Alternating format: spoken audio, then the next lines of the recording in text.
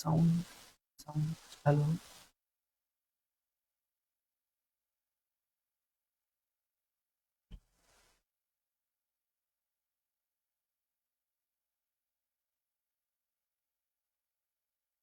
ঠিক আছে তাহলে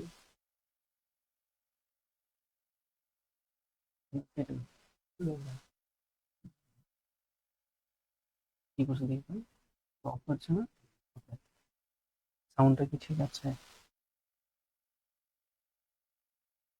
হ্যালো হ্যালো। আচ্ছা, ওইখানে দেখো।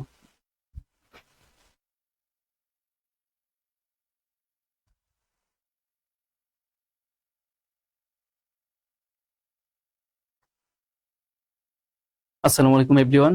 সবাই আমাকে শুনতে পাচ্ছেন কিনা একটু জানাবেন। আমাদের সাউন্ডটা ঠিক আছে কিনা। আমাদের লাইভ স্ট্রিমিং এ একটু প্রবলেম ছিল, তো যদি সাউন্ড শোনা যায়। ওয়ালাইকুম আসসালাম তুষার আহমেদ। আচ্ছা, আমাদের মনে হয় সাউন্ডে একটু প্রবলেম আছে, আমরা দেখছি যে সাউন্ডটা ঠিক করা যায় কিনা।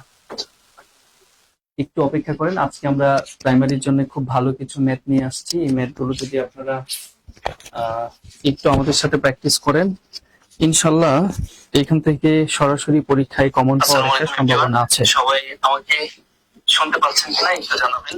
আমাদের সাউন্ডটা ঠিক আছে কিনা। আমাদের লাইভ স্ট্রিমিং এ একটু প্রবলেম ছিল, তো যদি সাউন্ড শোনা যায়। ওয়ালাইকুম আসসালাম তুষার আহমেদ।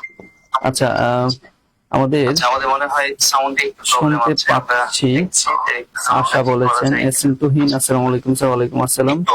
শেষ বিকেলের গল্প অল ক্লিয়ার। কিছু ম্যাথ নিয়ে আসছি, এই ম্যাথগুলো যদি আপনারা একটু আমাদের সাথে প্র্যাকটিস করেন, ইনশাআল্লাহ এখান থেকে সরাসরি পরীক্ষায় কমন পাওয়ার আছে। সবাই আমাকে শুনতে পাচ্ছেন কিনা? এবার এবার মনে হয় আর সাউন্ডের প্রবলেম হচ্ছে না, ঠিক আছে। আচ্ছা, তাহলে আমরা শুরু করে দেব। এই মুহূর্তে যারা যারা দেখতে পাচ্ছেন সবাই একটু খাতা কলম নিয়ে বসে যান, যাতে আমাদের যে ম্যাথগুলো দেখাবো এই ম্যাথগুলো যাতে আপনারা নিজেরাও আমার সাথে সাথে করে ফেলতে পারেন, তাহলে ভালো মানের একটা প্র্যাকটিস হবে। এবং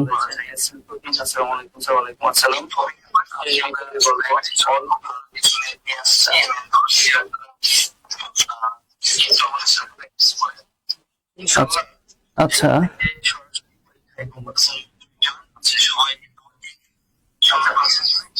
এবার সাউন্ড প্রবলেম হচ্ছে না। আচ্ছা, তাহলে আমরা শুরু করে দেব। এই মুহূর্তে যারা যারা দেখতে পাচ্ছেন, আচ্ছা তাহলে চলেন শুরু করে দেই। আমরা একটু সময় নিলাম, এই জন্য আন্তরিকভাবে দুঃখিত, কারণ আমাদের সাউন্ডটা ঠিক হচ্ছিল না। তো এইবার মনে হচ্ছে যে মোটামুটি সবই ক্লিয়ার হচ্ছে। তাহলে আমরা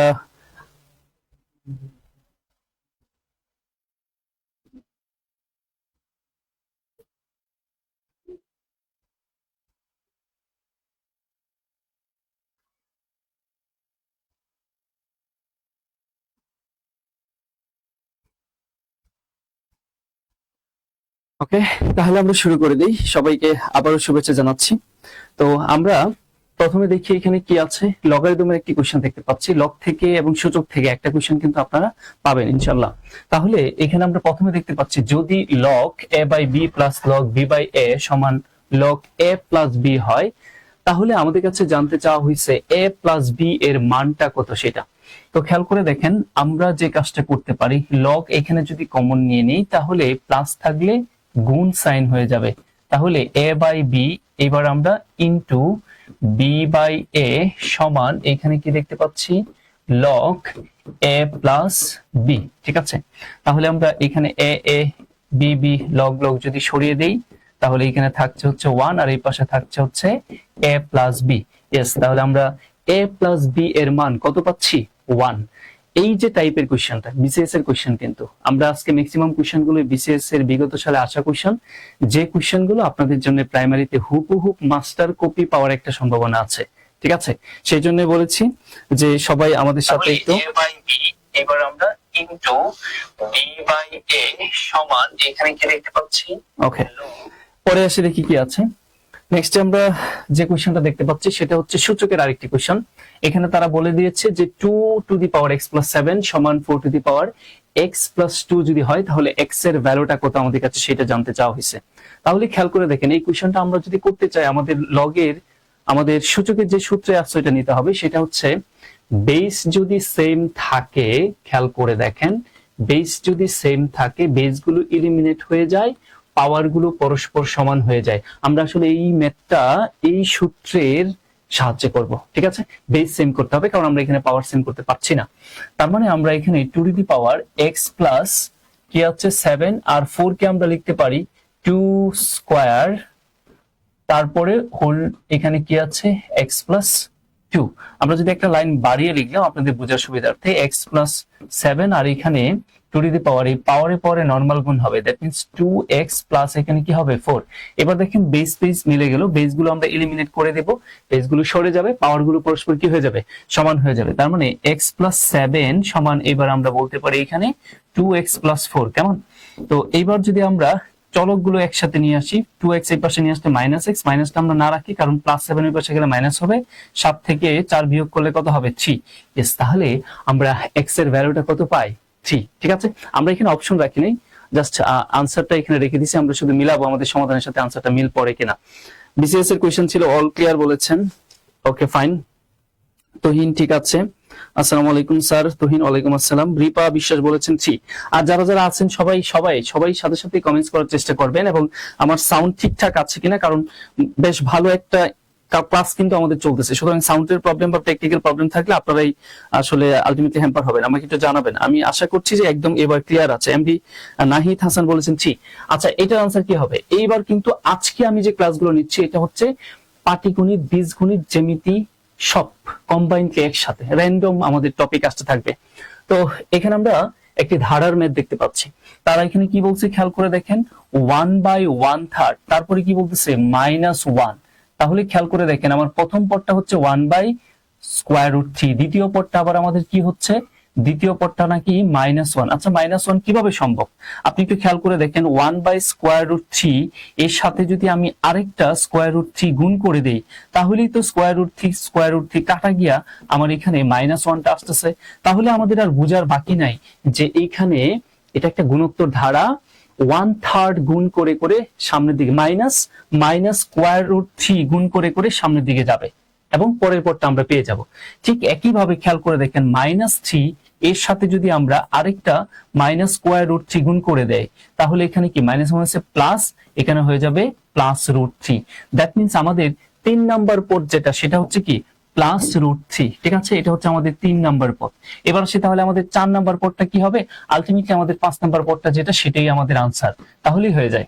এবার আসেন আমি একটু ধরে ধরে করাচ্ছি, এটা পরীক্ষার হলে খুব দ্রুত করা যায়, তারপরেও আমি একটু আলটিমেট ক্যালকুলেশনটা করে দেখাচ্ছি। এবার আবার কি করব, -3 দ্বারা গুণ করে দেব। ঠিক আছে, আমরা যদি এইবার -3 দ্বারা গুণ করি +√3 আর -√3 যদি আমরা যদি এইবার -3 দ্বারা কি হবে, মাইনাস এই √3 আর √3 গুণ করলে কি হয়ে যাবে 3। দেখেন তো 4 নাম্বার পদটা আমাদের তাহলে কি হবে 3। আমাদের জানতে চাইছি কি 5 নাম্বার পদ। এইবার আমরা এই 4 নাম্বার পদের সাথে যদি আরেকটা -√3 গুণ করি তাহলে এই মাইনাস মাইনাসে প্লাস হবে, আর 3 আর √3 গুণ করলে 3√3 হবে।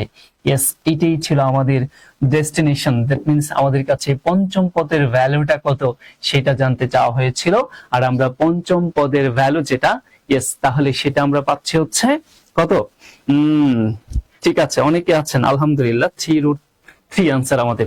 সবাই একসাথে চলে আসেন, খুবই ইম্পর্টেন্ট হাই ভোল্টেজ একটা ক্লাস আমরা বলতে পারি এখানে। একদম এই ক্লাস থেকে আপনি মিনিমাম কোয়েশ্চেন কিন্তু কমন পাবেন ম্যাথের, কারণ এগুলো আমি বলছি কি বিসিএস এর বিগত সালের কোয়েশ্চেন গুলো। ঠিক আছে, আর সবাই একটু ক্লাসগুলো শেয়ার এবং মেনশন করে দেন আপনার ফ্রেন্ড সার্কেলদেরকে, যাতে করে আমরা সবাই মিলে ক্লাসটা করতে পারি। বিশ্বাস অগ্নিকন্যা কে করেছেন, সাইমা ইসলামকে, ওকে ফ্যান্টাস্টিক। আসলে আমরা পরে আমাদের একটা নতুন 2026 সালে আপনাদের সবার সুবিধার্থে বাংলাদেশের যে কোনো চাকরির পরীক্ষার জন্য আমরা বেসিক টু অ্যাডভান্স ম্যাথ এবং ইংলিশ দুইটা কোর্স লঞ্চ করতে যাচ্ছি। দুইটা, এখানে ম্যাথের একটা কোর্স থাকবে বেসিক, জাস্ট বেসিক, আরেকটা কোর্স থাকবে জাস্ট অ্যাডভান্স। ঠিক আছে, এরকম ইংলিশেরও হবে।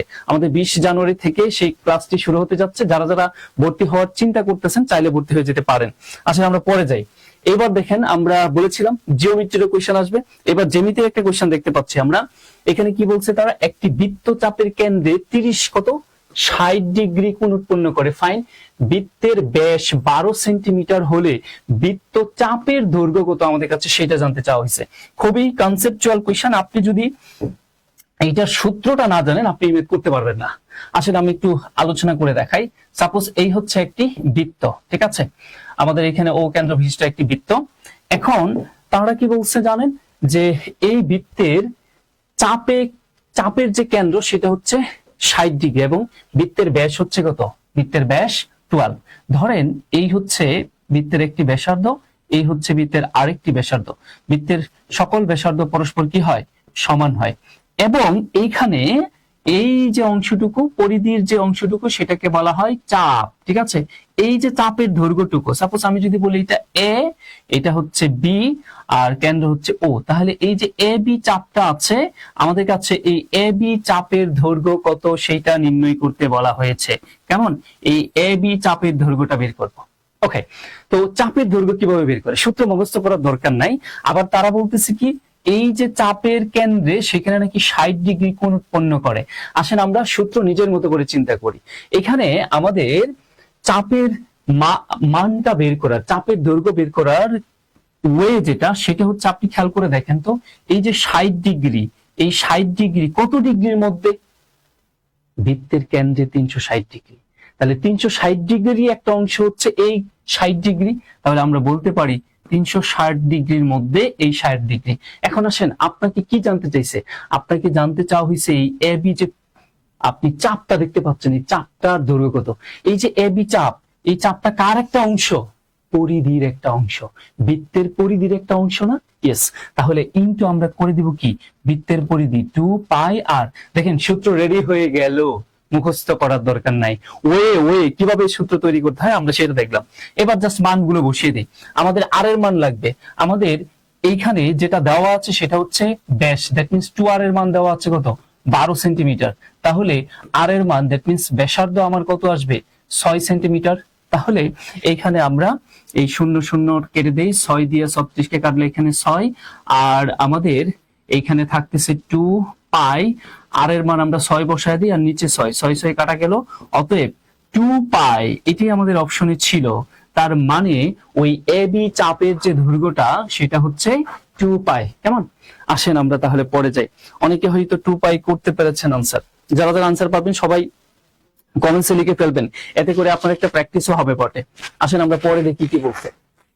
একটি ত্রিভুজের বাহুগুলোর অনুপাত 1 অনুপাত, তারপরে কি বলছে 2√2 অনুপাত 3 যদি হয়, এগুলা কিসের অনুপাত, বাহুর অনুপাত। তাহলে বৃহত্তম কোণের মান কত আমাদের কাছে সেটা জানতে চাওয়া হয়েছে। আগে একটু খেয়াল করে দেখেন, এই বাহুগুলো দিয়া আপনি কি সমকোণী ত্রিভুজ তৈরি করতে পারেন কিনা, এটা একটু আগে আইডেন্টিফাই করেন। আরেকটা বিষয় আমরা জানি, বৃহত্তর বাহুর বিপরীত কোণ বৃহত্তর, ক্ষুদ্রতর বাহুর বিপরীত কোণ ক্ষুদ্রতর, ত্রিভুজের সমান সমান বাহুর বিপরীত কোণ পরস্পর কি হয়, সমান হয়। ঠিক আছে, তাহলে আসলে আমরা দেখি এখানে আমরা এই থ্রিটাকে অতিভুজ চিন্তা করি সমকোণী ত্রিভুজের। তাহলে এই 3 স্কয়ার সমান অপর দুই বাহুর বর্গের সমষ্টি হয় কিনা, 2√2 হোল স্কয়ার প্লাস এখানে কি 1 স্কয়ার। তাহলে দেখেন উভয় পাশ সমান হয় কিনা, এটা 1 আর এখানে 4 আর এখানে কত 2 আর এখানে কত 9, তার মানে 4 দুগুণে 8 আর 1 যোগ করলে কত হয় 9 সমান 9। দ্যাট মিন্স উভয় পাশ মিলে গেল, নিঃসন্দেহে এটা একটি সমকোণী ত্রিভুজ। তাহলে তারা জানতে চাইছে বৃহত্তর কোণের মান কি, ভাই সমকোণী ত্রিভুজের বৃহত্তর কোণের মান কি জানি না আমরা। ইয়েস, সমকোণী ত্রিভুজের সর্ববৃহৎ যে কোণটা সেটাই হচ্ছে 90 ডিগ্রি। তাহলে আমাদের আনসারটা কি হবে 90 ডিগ্রি। ঠিক আছে, আমি একটু আউট অফ দ্য বক্স আপনাদের সাথে ক্যালকুলেশন করার চেষ্টা করলাম। ওকে ফাইন, শফিক 2 পাই আর শফিক 90 ডিগ্রি, নাহিদ 2 পাই, এক্স্যাক্টলি রাইট। আসেন আমরা তাহলে পরে দেখি কি বলছে। 29 থেকে 38 পর্যন্ত সংখ্যা হতে যে কোনো একটি সংখ্যাকে ইচ্ছে মতো বেছে নিলে সেটি মৌলিক সংখ্যা হওয়ার সম্ভাবনা কত। আমাদের প্রবাবিলিটির আরেকটা কোশ্চেন দেখি আমরা এখানে পেয়ে গেলাম। আমি বলেছি আজকে আপনাদের সাথে আমরা ক্লাসটা নিব হচ্ছে র্যান্ডমলি, এখানে জ্যামিতি, পাটিগণিত, বীজগণিত সবই থাকবে। ওকে, তাহলে সম্ভাবনার সূত্র আমরা কি জানি, নিচে হয় মোট ঘটনা, ঠিক আছে, নিচে হয় হচ্ছে মোট ঘটনা আর উপরে হয় হচ্ছে অনুকূল ঘটনা, ঠিক আছে, অনুকূল ঘটনা, ঠিক আছে। তার মানে আমাদের মোট ঘটনাটা কি সেটা দেখতে হবে। তারা কি বলছে, 29 থেকে 38 পর্যন্ত যে কয়টা সংখ্যা আছে, কয়টা সংখ্যা আছে 29 থেকে 38 পর্যন্ত, 29 থেকে 38 পর্যন্ত 30টি সংখ্যা, 10টি সংখ্যা আছে এখানে। এই 10টি সংখ্যা থেকে, এই 10টি সংখ্যা থেকে যদি আপনি ইচ্ছে মতো নেন তাহলে সেইটা মৌলিক হওয়ার সম্ভাবনা কত। তাহলে আমাকে দেখতে হবে 29 থেকে 38 এই রেঞ্জের মধ্যে কয়টি মৌলিক সংখ্যা আছে। আমরা 29 এর পরের মৌলিক সংখ্যাটা কত বলতে পারি, 31। তারপরে মৌলিক সংখ্যাটা আমাদের কি হয়, আমাদের তারপরে হবে হচ্ছে এখানে 37, আমাদের কত 35, 31, তারপরে 35 এবং 29 নিজেও একটি কি মৌলিক সংখ্যা। তার মানে এখানে 29, 31 এবং 37, তাহলে কয়টা মৌলিক সংখ্যা হচ্ছে, 3টা। তার মানে আমাদের মোট ঘটনা কত, 10, অনুকূল ঘটনা কত, 3। তার মানে সম্ভাবনাটা কি হবে, 3/7। ওকে, আসেন আমরা তাহলে পরে আসি, দেখি কি বলছে।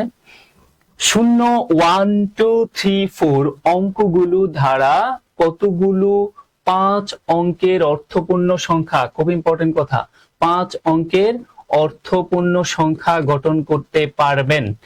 এটা হচ্ছে আপনাদের অনেকেরই জন্য সবচেয়ে কঠিন একটা কোয়েশ্চেন। আচ্ছা, আমরা একটু দেখি কারা কারা আছেন। তো এই প্রশ্নটা আমরা কিভাবে সমাধান করব। প্রবাবিলিটি, আমরা পারমুটেশনের ক্ষেত্রে আমরা জানি কি, ডিজিট মানে অঙ্ক দিয়ে সংখ্যা গঠন করা মানেই হচ্ছে পারমুটেশন, ঠিক আছে।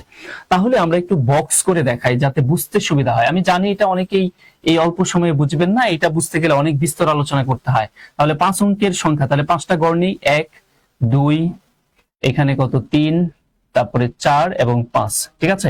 এই হচ্ছে 5টি গড়, কারণ এটা একক, দশক, শতক, হাজার, অযুত, এই তো 5টি গড়, ঠিক আছে। তাহলে আমাদের যেহেতু 5 অঙ্কের সার্থক সংখ্যার কথা বলা হয়েছে, তাহলে আপনি যদি বলেন যে 1, 3, 2, তারপরে ধরেন এখানে কত 4, হ্যাঁ, তারপরে ধরেন 2, এটাও তো 5 অঙ্কের সংখ্যা, 1, 2, 3, 4, 5 অঙ্কের সংখ্যা, এটাও কিন্তু 5 অঙ্কের সংখ্যা, তবে এটা 5 অঙ্কের সার্থক সংখ্যা না। তার মানে কি, আমরা যদি ওই অঙ্কগুলোর মধ্যে শূন্য পাই তাহলে একদম বাম পাশে আমরা শূন্য বসাইলে সেটা 2 অঙ্কের বা 3 অঙ্কের বা 5 অঙ্কের সার্থক সংখ্যা হয় না। যেমন আমি যদি বলি 0 আর 4, এইটা দিয়ে 2 অঙ্কের সার্থক সংখ্যা গঠন করা যাবে না, 1 অঙ্কের সার্থক সংখ্যা গঠন করা যাবে। ধরেন আমরা যদি এটাকে 2 অঙ্কের সার্থক সংখ্যা গঠন করতে চাই তাহলে আমি বাম পাশে শূন্য রাখতে পারবো না, যদি রাখি তাহলে এটা 1 অঙ্কের সার্থক সংখ্যা হবে।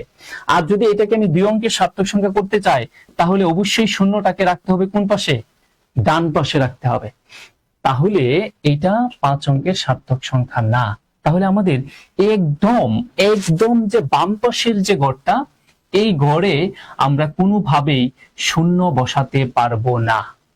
তাহলে এইখানে যে অঙ্কগুলো আছে আপাতত শূন্যকে বাদ দিয়ে এই গড়টা আমরা ফিল আপ করার চেষ্টা করি, একদম বাম পাশের গড়টা।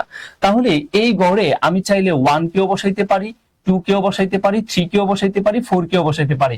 দ্যাট মিন্স এই গড়টা ফিল আপ করার ওয়ে আছে কয়টা, 4টা ওয়ে আছে, আমি যে কাউকে বসাইতে পারি। ধরেন আমি এখানে 3 কে বসাইলাম, এই যে আমি এখানে 3 কে বসাইলাম, আমি এখানে বসাই, ধরেন এই যে 3 কে বসাইলাম একদম বাম পাশের ঘরটাতে, ওই 3 বসার উপায় কয়টা ছিল, 4টা, কারণ 3 না বৈশা 2, 1 অথবা 4 বসতে পারতো, ঠিক আছে। তার মানে দেখেন একদম বাম পাশের ঘরটা কিন্তু আমার কি হয়ে গেল, ফিল আপ হয়ে গেল কত দ্বারা, 3 দ্বারা। এটা হলো অঙ্ক 3, আর এটা হলো এই 4 হলো ওয়ে, কত ভাবে এই ঘরটা ফিল আপ করা যায়, ঠিক আছে। আচ্ছা, এবার আবার শূন্যকে উন্মুক্ত করে দেন। এবার শূন্য কিন্তু আমার এই পাশে বসতে পারবে। ধরেন আমি যদি এইখানেই শূন্য নিই, আমার কোনো সমস্যা হবে না। তার মানে এই যে এই ঘরটা আমি এখন ফিল আপ করবো, আমার হাতে কয়টা ওয়ে আছে, আমি চাইলে 0 নিতে পারি, আমি চাইলে 1 নিতে পারি, আমি 2 নিতে পারি, 0 নিয়ে নিলাম, নেবো না, 4 নিতে পারি। তাহলে তাদের যে কাউকে নিতে পারলাম। ধরেন আমি 0কেই নিলাম, তো 0কে নিলাম, কয়টা ওয়ে ছিল, শূন্য বসার 4টা ওয়ে ছিল, তাহলে 0কে এবার বাদ দিয়ে দিলাম। ফাইন, আর বাকি আছে কয়টা ওয়ে, 1, 2 এবং 4, এই 3টা অঙ্ক থেকে যে কাউকে নিতে পারি। ধরেন আমি 4 কে নিলাম, তো এইখানে 4 নিলাম, কিন্তু 4 বসার ওয়ে কয়টা ছিল, 4 বসার ওয়ে কিন্তু 3 ছিল। এবার পরের 2টা ঘর, পরের ঘরটা আমার ফিল আপ করা ওয়ে আছে কয়টা, আর 2টা, কি আছে 1 আর 2 আছে, যে কাউকে নিতে পারি। তার মানে ধরেন আমি 2 কেই নিলাম, ঠিক আছে, তাহলে এখানে 2 লিখলাম, কিন্তু এইখানে আমি কি বসাবো 2, এটা হলো ওয়ে আর এই 2 হলো এই ডিজিটটা। এবার আসেন আমার লাস্টের ঘর ফিল আপ করার ওয়ে আছে কয়টা, একটা, আর সেই অঙ্কটা কি আছে 1। তো ধরেন আমি এখানে 1 নিলাম, আর এখানে এই 1 কিন্তু ওয়ে আর এই অঙ্ক কিন্তু সংখ্যা। এখন দেখেন এটা একটা 5 অঙ্কের সার্থক সংখ্যা হলো। তাহলে এইরকম কতগুলি সংখ্যা বানাইতে পারবেন? এটা তো আমি একটা ম্যানুয়ালি দেখাইলাম, এভাবে একটা একটা ম্যানুয়ালি কি সম্ভব না? তাহলে এটা হচ্ছে একটা স্ট্রাকচার। তো আমরা এটাকে লিখতে পারি 4 ইন্টু 4 ইন্টু 3 ইন্টু 2 ইন্টু 1। তাহলে আমরা এটাকে লিখতে পারি 4 ইন্টু 1, দেখেন 4 থেকে 1 কমে কমে 1 পর্যন্ত। তার মানে এটাকে আমরা লিখতে পারি 4 ফ্যাক্টোরিয়াল। আমরা একটা বিষয় জানি, সেটা হচ্ছে ফ্যাক্টোরিয়াল মানে কি, একটি সংখ্যা থেকে 1 পর্যন্ত যতগুলো ধনাত্মক পূর্ণ সংখ্যা আছে তার গুণফলকে ফ্যাক্টোরিয়াল বলা হয়, ঠিক আছে। তাহলে আমরা এটা যদি ক্যালকুলেশন করি, 4 ফ্যাক্টোরিয়াল মানে কত, 3 ফ্যাক্টোরিয়াল মানে কত 6, আর 4 দিয়ে গুণ করলে 4 6 কত হয় 24। তার মানে 24 আর 4 গুণ করলে 4 4 কত 16, আর 4 দুগুণে 8 আর কত 9, 96, ঠিক আছে। তাহলে আমি একটু এখানে 4 ইন্টু 4 ফ্যাক্টোরিয়াল মানে 24, তাহলে 4 4 16, 4 হাতের 1, 4 দুগুণে 8 আর কত 9। তার মানে 96টি ওয়েট আছে। মানে এইরকম করে করে 96টি 5 অঙ্কের সার্থক সংখ্যা তৈরি করতে পারবো এই অঙ্কগুলো ব্যবহার করে। ওকে, উম্মে রাবিয়া ইসলাম, আসসালামু আলাইকুম। ওয়ালাইকুম আসসালাম, thank you. Okay mister Riyad, fine, you are absolutely right. আচ্ছা ঠিক আছে, সম্ভাবনা 29 31 37 মৌলিক সংখ্যা। Shafiq, Tuhin, wow fantastic. Mister Ghosh আমাদের সাথে আছেন। আচ্ছা এবার আসেন আমরা পরে যাই। খুব কঠিন একটা কোশ্চেন আপনাদের একটু সমাধান করে দেখালাম একটু টাইম নিয়ে। পরে দেখেন কি বলছে, আমরা সেটের একটি কোশ্চেন দেখতে পাচ্ছি। এখানে সেট যেভাবে দেওয়া আছে এটা ঘটন পদ্ধতিতে দেওয়া আছে, তালিকা পদ্ধতিতে প্রকাশ করতে হবে। তাহলে এটাকে যদি আমরা তালিকা পদ্ধতিতে প্রকাশ করি, তাহলে একটি সেট তার উপাদান হচ্ছে এক্স, ঠিক আছে, এক্স বিলংস টু এন। তার মানে এক্স যেটা হবে এটা হচ্ছে ন্যাচারাল নাম্বার। ন্যাচারাল নাম্বার মানে হচ্ছে 1 থেকে শুরু হবে, 1 2 3 হ্যাঁ 4 ইত্যাদি dot dot dot positive infinity, এটা বোঝাচ্ছে যেন। আর এক্স এর মানটা কেমন হবে সেটা হবে, তারা বলে দিচ্ছে x square minus 5x minus কত 14 ইকুয়াল 0। তার মানে একটা ইকুয়েশন বলে দিছে। তো এটা একটা কোয়াড্রেটিক ইকুয়েশন, তার মানে এটা মিডল টার্ম ব্রেক করে এক্স এর দুইটা মান আসবে, আমার এখান থেকে মানটা বের করে নিয়ে আসতে হবে। তো এখানে যদি আমরা ক্যালকুলেশন করি, তাহলে এক্স আমরা একটু ফার্স্ট ক্যালকুলেশন করি, ঠিক আছে। তো 14 এর এমন দুইটা উৎপাদক বের করবেন যে দুইটা উৎপাদক অবশ্যই বিয়োগ করে নট যোগ, অবশ্যই বিয়োগ করে কত হইতে হবে 5 হইতে হবে। তাহলে কি হইতে পারে 7 দুগুণে 14, 7 থেকে 2 বিয়োগ করলে 5। আর এখানে যেহেতু মাইনাস সাইন আছে, তাহলে বড় উৎপাদকের আগে আমরা মাইনাস সাইন রাখি, এখানে -7। তার মানে এইখানে -7 নিচে এটা গুণ বুঝাচ্ছে, তাহলে আরেকটা কি নিতে হবে প্লাস। প্লাস আর মাইনাস গুণ করলে এই মাইনাসটা পাওয়া যায়। এটা হলো শর্টকাটে ক্যালকুলেশন, খুব দ্রুত করতে গেলে। ইয়েস, আমাদের হয়ে গেল। তাহলে এবার আমরা বলতে পারি x - 7 = 0, আরেকটা হচ্ছে x + 7 = 0। তো এখান থেকে ক্যালকুলেশন করলে x এর ভ্যালুটা কি 7, আর এখান থেকে ক্যালকুলেশন করলে x এর ভ্যালুটা কি আসবে, হ্যাঁ -7। তবে আমরা -7টাকে কাউন্ট করতে পারবো না, ঠিক আছে। তো -7 এখানে নেওয়া যাবে না। অতএব x এর ভ্যালু যেটা পাচ্ছি সেটা হচ্ছে কি 7। তো এ সেটের উপাদান যেটা আমরা সেটা কি 7 পাচ্ছি, ঠিক আছে। সমাধান সেট যেটা আসে সেটা। ওকে, আমরা পরে আসি, দেখি কি বলছে। আবার একটু বুঝান, এটা একটু ভিডিওটা টেনে নিয়ে, এটা লাইভ ক্লাস তো, বা ইউটিউবেও যাবে, তখন একটু অল্প অল্প করে দেখেন। আজকে ক্লাস শেষে এটা ইউটিউবে আপলোড হয়ে যাবে। আমি জানি ওই কোশ্চেনটা আপনাদের জন্য সিভিয়ার লেভেলের কঠিন লাগবে, যারা পারমুটেশনটা ভালোভাবে রিয়ালাইজ করতে না জানেন। আসেন পরে কি বলছে, একটি সংখ্যাকে কি বলছে, কোন সংখ্যাটি পরে আসবে, এটা একটা সিরিজ, কোন সংখ্যাটি পরে আসবে তারা সেটা বলছে। দেখেন এখানে 8, তারপরে কত 4, তারপরে কত 2, তারপরে কত 1, ঠিক আছে, তারপরে কত 1/2, বুঝতেই তো পারছেন, তারপরে কত 1/4, তারপরে কত, এটা আমাদের কাছে জানতে চাইছে। পরের সংখ্যাটা কত হবে আমাদের কাছে সেটা জানতে চাওয়া হয়েছে, পরের সংখ্যাটা কত হবে। তাহলে এই সিরিজটা একটু খেয়াল করে দেখেন কি ধরনের পরিবর্তন ঘটছে। এইখানে 8 এর পরে 4 হয়েছে, তার মানে কি 2 দ্বারা ভাগ করা হইলেই তো এটা সম্ভব। আবার 4 এর পরে 2 হয়েছে, তার মানে 2 দ্বারা ভাগ করলেই তো আপনার 4 দুগুণে আপনার 2 হয়। আবার 2 এর পরে 1 হয়েছে, তার মানে 2 দ্বারা ভাগ করা হয়েছে। এইখানেও আমার কি করা হয়েছে, 2 দ্বারা যদি আমরা ভাগ করি, ওকে, তার মানে 1/2, তাহলে এইখানে ভাগ করলে কত 1/4। আবার এইখানে যদি আমরা ভাগ করি তাহলে যেটা পাবো সেটা হচ্ছে 1 বাই এটা কি ছিল 4, 4 দুগুণে কি হবে 8, তাহলে 8 হবে, 4 দুগুণে 8, তার মানে আমাদের যেটা আসবে সেটা হচ্ছে 1/8। আসলে আমরা এই 8 এর পরে আমরা কি পাইছি 4, এটাকে আমি চাইলে এইভাবে বলতে পারতাম 1/2 দ্বারা গুণ করা হয়েছে।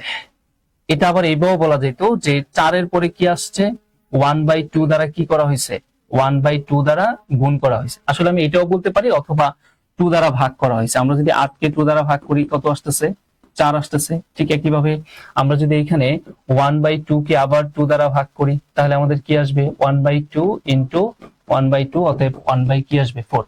যে কোনো ভাবে আমরা বলতে পারি, ঠিক আছে। আচ্ছা যাই হোক, এগুলো সহজ সিরিজ ছিল। পরে আসেন কি বলছে, একটি ট্রেন 1/5 সেকেন্ডে 1/5 সেকেন্ডে চলে 20 ফুট। তার মানে তারা যেটা বলতে চাচ্ছে 1/5 সেকেন্ডে 20 ফুট যেতে পারে। একই দ্রুততায় ট্রেনটি 3 সেকেন্ডে কত ফুট চলবে আমাদের কাছে সেটা জানতে চাওয়া হয়েছে। হ্যাঁ, খুবই সুন্দর কোশ্চেন এটাও। 10 থেকে আমাদের পাটিগণিতের কথা যদি বলি সেখান থেকে আপনি দেখেন তারা বলতেছে যে 1/5 সেকেন্ডে 1/5 সেকেন্ডে কতটুকু যায়, যাই হচ্ছে 20 ফুট। ঠিক আছে, 20 ফুট। এখন আমাদের কাছে জানতে চাওয়া হয়েছে কি, তাহলে 3 সেকেন্ডে কতটুকু যাবে। এখানে একটা মজার গেম আছে, সেটা হচ্ছে কি এই 1/5 কিন্তু প্রকৃত ভগ্নাংশ। একটা জিনিস মাথায় রাখবেন, প্রকৃত ভগ্নাংশের সাথে কোনো কিছু গুণ করলে বাড়ে না, বরং কমে যায়। প্রকৃত ভগ্নাংশের সাথে আপনি যদি পূর্ণ সংখ্যা গুণ করেন বা অপ্রকৃত ভগ্নাংশ গুণ করেন তাহলে সেটা বাড়বে না, বরং কমে যাবে। আর যদি বাড়ানোর প্রয়োজন হয় তাহলে ভাগ করতে হবে। তাহলে কি বলছি, আমাদের প্রকৃত ভগ্নাংশের সাথে পূর্ণ সংখ্যা অথবা অপ্রকৃত ভগ্নাংশ যদি বাড়াইতে হয় তাহলে গুণ করা যাবে না, কি করতে হবে, ভাগ করতে হবে। তো ভাগ করলে যেটা হবে, ঠিক আছে, আমরা যদি ভাগ করি তাহলে খেয়াল করে দেখেন তখন কিন্তু এটা বাড়বে। সরি, যদি আমরা ভাগ করি তাহলে কিন্তু সেটা বৃদ্ধি পাবে। যেমন আমরা যদি এখানে 1/2 এটার সাথে যদি আমি 10 গুণ করি তাহলে পাচ্ছি 5, কিন্তু আমরা যদি ভাগ করি তাহলে কিন্তু আর 5 পাচ্ছি না, তাহলে কত পাচ্ছি 20। দেখেন বৃদ্ধি পেয়েছে। ঠিক আছে, তার মানে এইবার আমার 3 সেকেন্ডে যাওয়ার আগে আমি 1 সেকেন্ডের কথা চিন্তা করি। 1/5 থেকে 1 কিন্তু এখানে বড়, ঠিক আছে। তাহলে 1 সেকেন্ডে কত ফুট যাবে, 1 সেকেন্ডে যে ফুট যাবে সেটা হচ্ছে আমাদের এখানে গুণ করলে হবে না, কি করতে হবে, ভাগ করতে হবে। আমি এইভাবে ভাগ করে দেখায় দিই, ঠিক আছে। 1/5 দ্বারা ভাগ, কারণ যে বাড়বে, তো বাড়াইতে গেলে ভাগ করে বাড়াইতে হবে, কারণ এইটা পূর্ণ সংখ্যার সাথে প্রকৃত ভগ্নাংশের ভাগ, তাহলে এটা বাড়বে। তো ভাগ করে কেবল বাড়ানো যাবে, তাহলে গুণ করে উল্টে দিতে হবে, তাহলে এটা কি হবে 5। আমি একদম ধরে ধরে করাচ্ছি, আমার এত কিছু করানোর দরকারও ছিল না, আপনারা খুব দ্রুতই করতে পারতেন। তার মানে আমি এখানে একটু এই পাশে লিখি যে এটা ক্যালকুলেশন করলে 5 দিয়ে 20 কে গুণ করলে কত হবে, 100 ফুট হবে। ঠিক আছে, এবার আসেন কত ফুট, কত সেকেন্ডের কথা বলছে, 1 সেকেন্ডে না, এবার বলতেছে যদি 3 সেকেন্ডে যায় তাহলে কতটুকু যাবে। ভাই 1 সেকেন্ডে যদি 100 ফুট যায় তাহলে 3 সেকেন্ডে কত ফুট যাবে, নিঃসন্দেহে আমাদের 3 গুণ যাবে, দ্যাট মিন্স 300 ফুট যাবে। তো পরীক্ষার হলে এই জায়গাটাতে অনেকের হইতে পারে, সবার হবে না, অনেকের হতেই পারে, স্বাভাবিক। আসলে আমরা তাহলে পরে যাই, দেখি কি বলছে নেক্সটে। এবার বাস্তব সংখ্যায় মডুলাস 3x + 2 মডুলাস <7 অসমতাটির সমাধান আমাদের কাছে জানতে চাওয়া হয়েছে। তাহলে দেখেন এইখানে আমাদের মডুলাস সাইন উঠানোর যে ওয়েটা সেটা যদি না জানেন তাহলে এই ম্যাথ আপনার জন্য অনেক কঠিন। আমরা যে বিষয়টা জানি সেটা হচ্ছে মডুলাস অফ x a যদি হয় তাহলে মডুলাস সাইনটা উঠাইতে পারি, x উভয় পাশে লেস দেন সাইনটা দিয়ে নিব, আর এইখানে যে সংখ্যাটা থাকবে তার ঋণাত্মক সংখ্যাটা এই পাশে বসাবো, মানে কি -a বসাবো। ঠিক আছে, তাহলে মডুলাস সাইনটা উঠে যাবে। এখানেও তাই করি, আমরা এখানে লেস দেন সাইন আছে, তাহলে এটা 3x + 2, আমরা এখানে আছে +7, আমরা তার বাম পাশে কি দিব, -7, তাহলে আমাদের মডুলাস সাইনটা উঠে যাবে। ইয়েস, শেষ, আমাদের মডুলাস উঠে গেল। এবার আমরা নরমাল ক্যালকুলেশন করি, আমাদের x এর ভ্যালু বের করতে হবে। তাহলে x এর সাথে আগে যোগ বিয়োগ আকারে যারা আছে এদেরকে ভ্যানিশ করতে হবে। তার মানে এখানে +2 আছে, উভয় পাশে আমি সবগুলো পক্ষে -2 করে দিই, তাহলে এই 2টাকে ভ্যানিশ করা যাবে। তাহলে এখানে আমার 7 আছে মাইনাস, আরেকটা -2 করে দিলাম, তাহলে এখানে 3x + 2 -2 7 প্লাস আমাদের এখানে কি করতে হবে, -2 করতে হবে সবগুলো পক্ষে, এখানে -2 করে দিলাম। এবার ইচ্ছা করে এই লাইনগুলো বৃদ্ধি করছে আপনাদের বোঝার সুবিধাতে, এইগুলো আসলে লেখার প্রয়োজন পড়ে না। এখানে হবে -9 আর এখানে প্লাস মাইনাসে বিয়োগ হয়ে থাকবে হচ্ছে 3x আর এখানে থাকবে হচ্ছে 5। কেমন? এবার আসেন, আমাদের এখনো x এর মান বের হয় নাই, তার মানে x এর সাথে যারা গুণ আকারে আছে এদেরকে এখন সরাইতে হবে। গুণ আকারে থাকলে গুণের বিপরীত কি, ভাগ, তাহলে সবগুলো পক্ষে +3 দ্বারা ভাগ করতে হবে।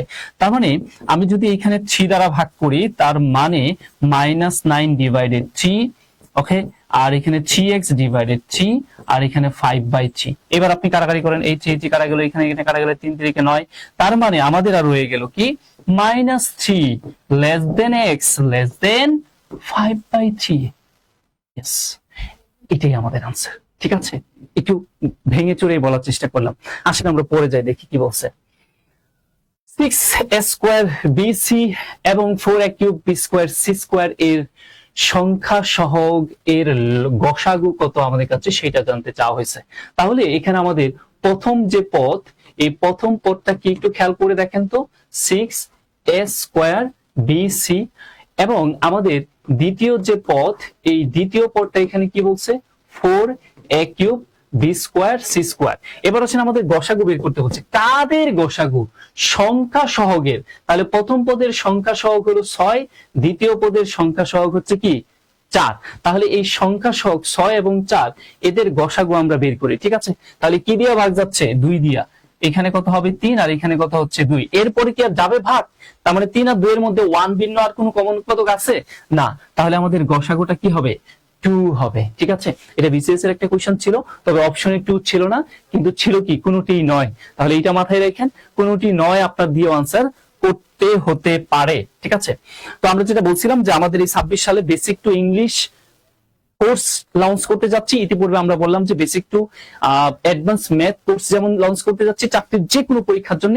আর আলাদা করে আপনার ওয়ান ম্যান আর্মি কারো কাছে পড়তে হবে না, যে একজনের কাছে পড়া ওইটা লাগবে না। আমরা একাধিক টিচার সমন্বিত ভাবে আপনাদের advance English, basic to advance English course, দুইটা কোর্স, একটা হবে বেসিক আর একটা হবে অ্যাডভান্স। এই কোর্সটাতে যদি এনরোল করেন তাহলে আপনার ইংলিশের জন্য এবং ম্যাথের জন্য আলাদা করে কোথাও কোনো এনরোল হওয়ার প্রয়োজন নেই। কারণ হচ্ছে বাংলাদেশের ম্যাক্সিমাম যে চাকরি প্রার্থী যারা আছে তারা এই দুইটা জায়গার ভীষণ রকমের দুর্বল, আর এই দুইটা জায়গার জন্যই কিন্তু আলটিমেটলি তারা বাইবার পরে আর মূল জায়গায় যেতে পারে না। আর যারা যেতে পারে তারা ওই জায়গাটাতে ভীষণ স্ট্রং। ঠিক আছে, তো এই জায়গাটাকে চিন্তা করে 2026 সালে আমাদের 20 জানুয়ারি থেকে কোর্সটি ক্লাস শুরু হতে যাচ্ছে।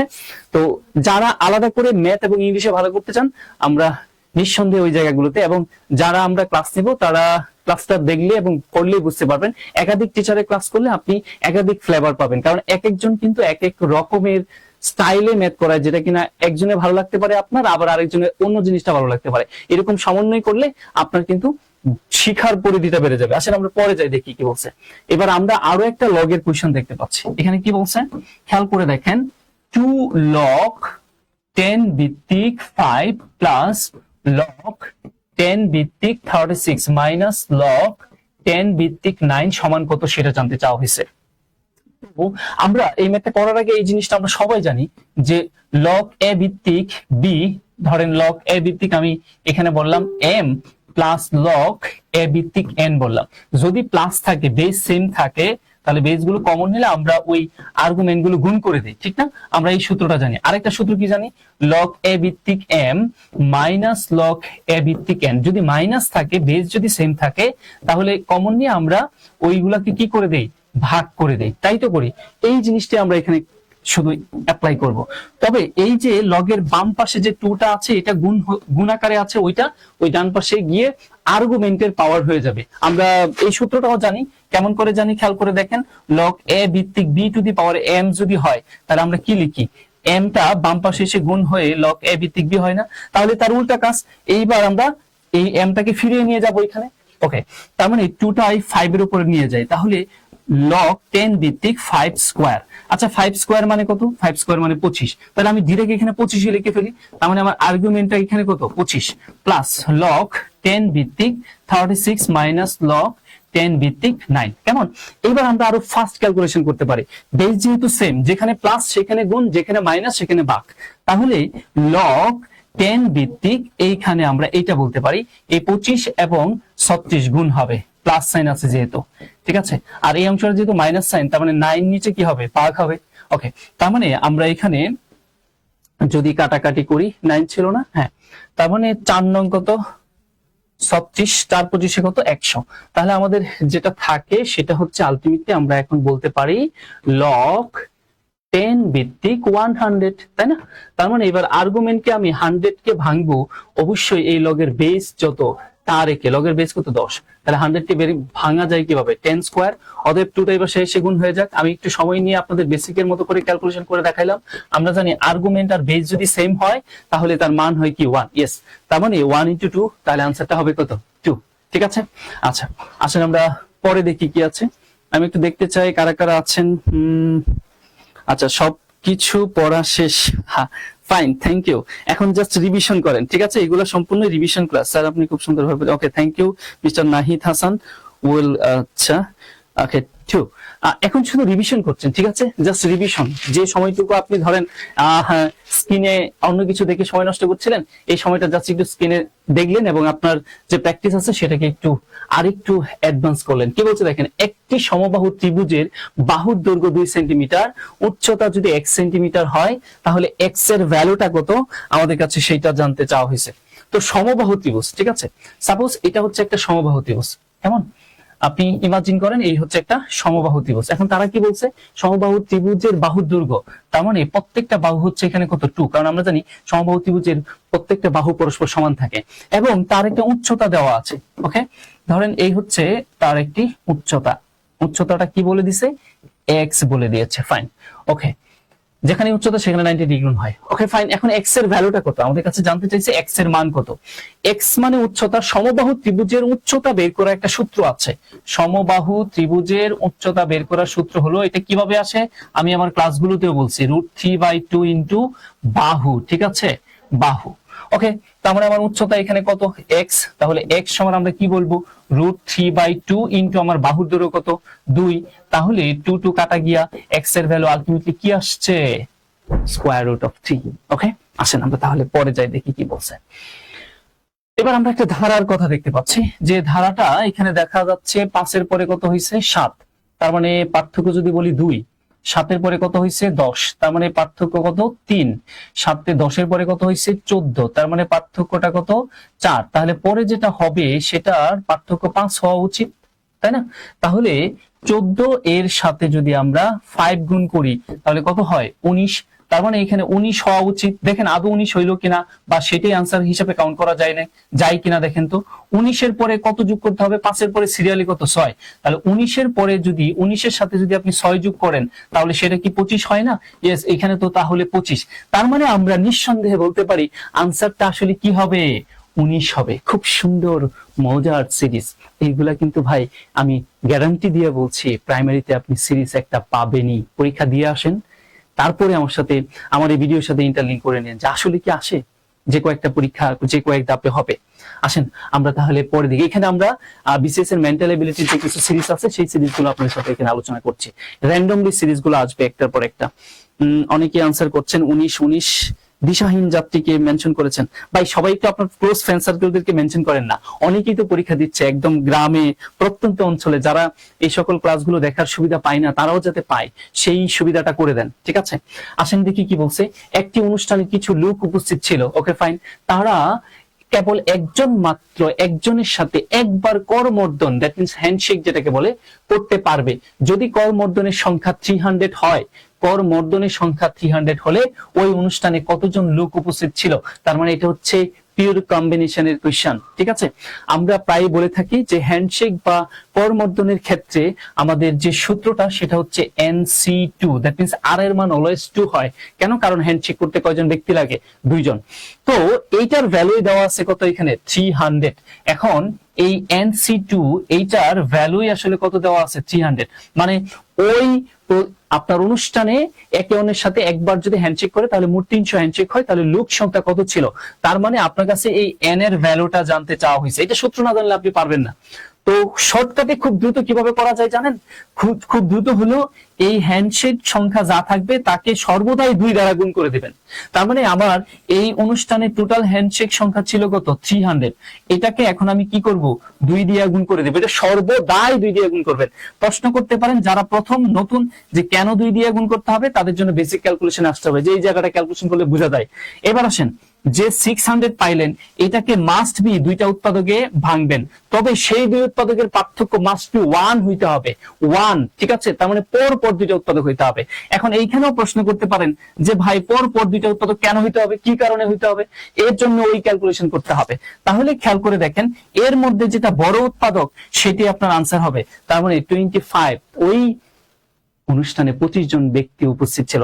এখন এইটাকে যদি আপনি নরমালি ক্যালকুলেশন করেন, এও তো আপনি আবার বেসিক আগে থেকে জানা না থাকলে পারবেন না, ঠিক আছে? এখানে 300, তারপরে লাইনে গেলে n² - n ইকুয়াল এখানে কত, আমরা ডিরেক্ট নিয়ে আসি, হ্যাঁ, 3 × 6 - 600। এবার এটাকে মিডল টার্ম ব্রেক করে দেখেন, একটা আসবে হচ্ছে মাইনাস কত 25, আরেকটা উৎপাদক হবে প্লাস 25 ইকুয়াল 0। দেখেন এখানে কিন্তু এক পার্থক্য ছিল, এই জন্য বলছিলাম এক পার্থক্য করে নিতে। তো এখানে এটা ক্যালকুলেশন করলে আসবে হচ্ছে -24। মানুষের সংখ্যা ঋণাত্মক হয় না, অতএব এখানে আনসার করলে কত আসবে? 25। এই জন্যই বলেছিলাম বড়টা কি হয়, আনসার হয়। তার চেয়ে বড় কথা আপনার কাছে n এর মান জানতে চাইছে, 24 মানে কি n - 1, এটার মান জানতে চাই না। আরো বিস্তারিত আলোচনা আছে, এগুলো আমাদের শিডিউল ক্লাসগুলোতে আমি অনেক সুন্দরভাবে আলোচনা করেছি। আসেন আমরা পরে দেখি। আবারও আমরা একটা ধারায় চলে আসলাম। এখানে তারা কি বলছে দেখেন, 1/4 - 1/6, তারপরে 1/9। তার মানে আমরা এটা বুঝতে পারছি এটা একটা গুণোত্তর ধারা। খেয়াল করে দেখেন আপনি কিভাবে বুঝবেন গুণোত্তর ধারা। এখানে পরপদ এবং পূর্বপদের ভাগফল, দ্যাট মিন্স -6 ভাগ কত হবে? 1/4। এটা যদি ক্যালকুলেশন করেন তাহলে -1/6 উল্টে গিয়ে এখানে 4, তাহলে 2 আর এখানে কত 3, আমাদের এখানে থাকে হচ্ছে -2/3। এবং পরের ক্ষেত্রেও দেখেন এইখানেও যেটা আসবে সেটাও কি আসবে? -2/3। এই দুইটাকে করলেও -2/3 আসবে। তার মানে আর এর মান, আমাদের যেটা কমন রেশিও, আর এর মান যেটা পাইলাম সেটা হচ্ছে -2/3। ওকে, এখন এটা একটা অসীম ধারা, শেষ পথ নেই। তো এই অসীমত্ব গুণোত্তর ধারার সমষ্টি আমাদের কাছে জানতে চাওয়া হয়েছে। খেয়াল করে দেখেন, অসীমোত্তর গুণোত্তর ধারার ক্ষেত্রে সকল অসীমোত্তর গুণোত্তর ধারার সমষ্টি বের করা যায় না, কেবল ওই সকল অসীমোত্তর গুণোত্তর ধারার সমষ্টি বের করা যায় যারা modulus of r less than a এইটাকে মেনটেন করে। এখন এইটার মানেটা আবার ধরেন আমি এখানে এভাবে না বলে এইভাবে বলি, আসলে বলতে হবে হচ্ছে মডুলাস লেস দেন 1, ঠিক আছে? আর এর মান মানে কমন রেশিও যেটা, সেটা আপনার এই কন্ডিশনে হইতে হবে। কন্ডিশনটাকে আরেকটু ভাঙা বললে সেটা হচ্ছে -1 এর চাইতে বড় হইতে হবে, +1 এর চাইতে ছোট হইতে হবে। যদি ওই সকল অসীমত্ব গুণোত্তর দ্বারা যাদের আর এর মান -1 এর চাইতে বড় কিন্তু +1 এর চাইতে ছোট, ওই সকল গুণোত্তর দ্বারারই আপনার সমষ্টি বের করা যায় অসীমত্ব গুণোত্তর দ্বারা। সহজ করে বললেই হয়, আর এর মান কি হইতে হবে? প্রকৃত ভগ্নাংশ হইতে হবে। প্রকৃত ভগ্নাংশ যদি হয় তাহলেই কেবল ওই সকল অসীমত্ব গুণোত্তর দ্বারা সমষ্টি বের করা যাবে। এখন আমাদের এই যে অসীমত্ব গুণোত্তর ধারা, এটা আমরা ক্যালকুলেশন করে পেয়েছিলাম -2/3। নিঃসন্দেহে এটা একটি কি প্রকৃত ভগ্নাংশ, তাহলে তার সমষ্টি বের করা যাবে। আর যদি সমষ্টি বের করা যায় তাহলে অসীমত্ব গুণোত্তর দ্বারা সমষ্টির সূত্র হলো a/1 - r, ঠিক আছে? তাহলে আমরা এটা বের করে ফেলি, অসীমত্ব গুণোত্তর ধারার সমষ্টিটা। তো আমাদের আর এর মান তো জানি, তাহলে সূত্র হলো এ মানে কত? প্রথম পদ মানে কত? 1/4, ঠিক আছে? তারপরে কি 1 - r, আর এর ভ্যালু কত? আর এর ভ্যালু আমরা পেয়েছি হচ্ছে -2/3, ঠিক আছে? এবার আমরা ক্যালকুলেশন করে দেই।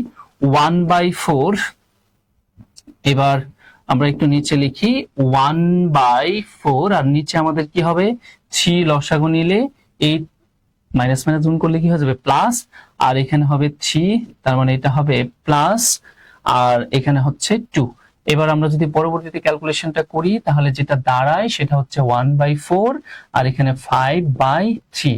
এটাকে যখন এখন যদি আমরা এটাকে উল্টে দেই, তার মানে 1/4 ইন্টু 3টা উপরে, 5টা নিচে চলে যাবে, তার মানে 3 4 5 কত? 20। ইয়েস, 3/20। এটাই হবে আমাদের সেই, এই যে ধারাটা দেখতে পাচ্ছেন এই অসীমত্ব ধারার গুণোত্তর, এই গুণোত্তর অসীমোত্তর গুণোত্তর ধারার সমষ্টি। ঠিক আছে, আসেন আমরা তাহলে পরে দেখি। এই কোয়েশ্চনটাতে মনে হয় আনসারটাতে ভুল থাকতে পারে, আমরা এটাতে আপনারা করে নিয়েন, আমার আনসারটা এটা হবে না, অন্যটা হবে, আমি এটা বাদ দিলাম।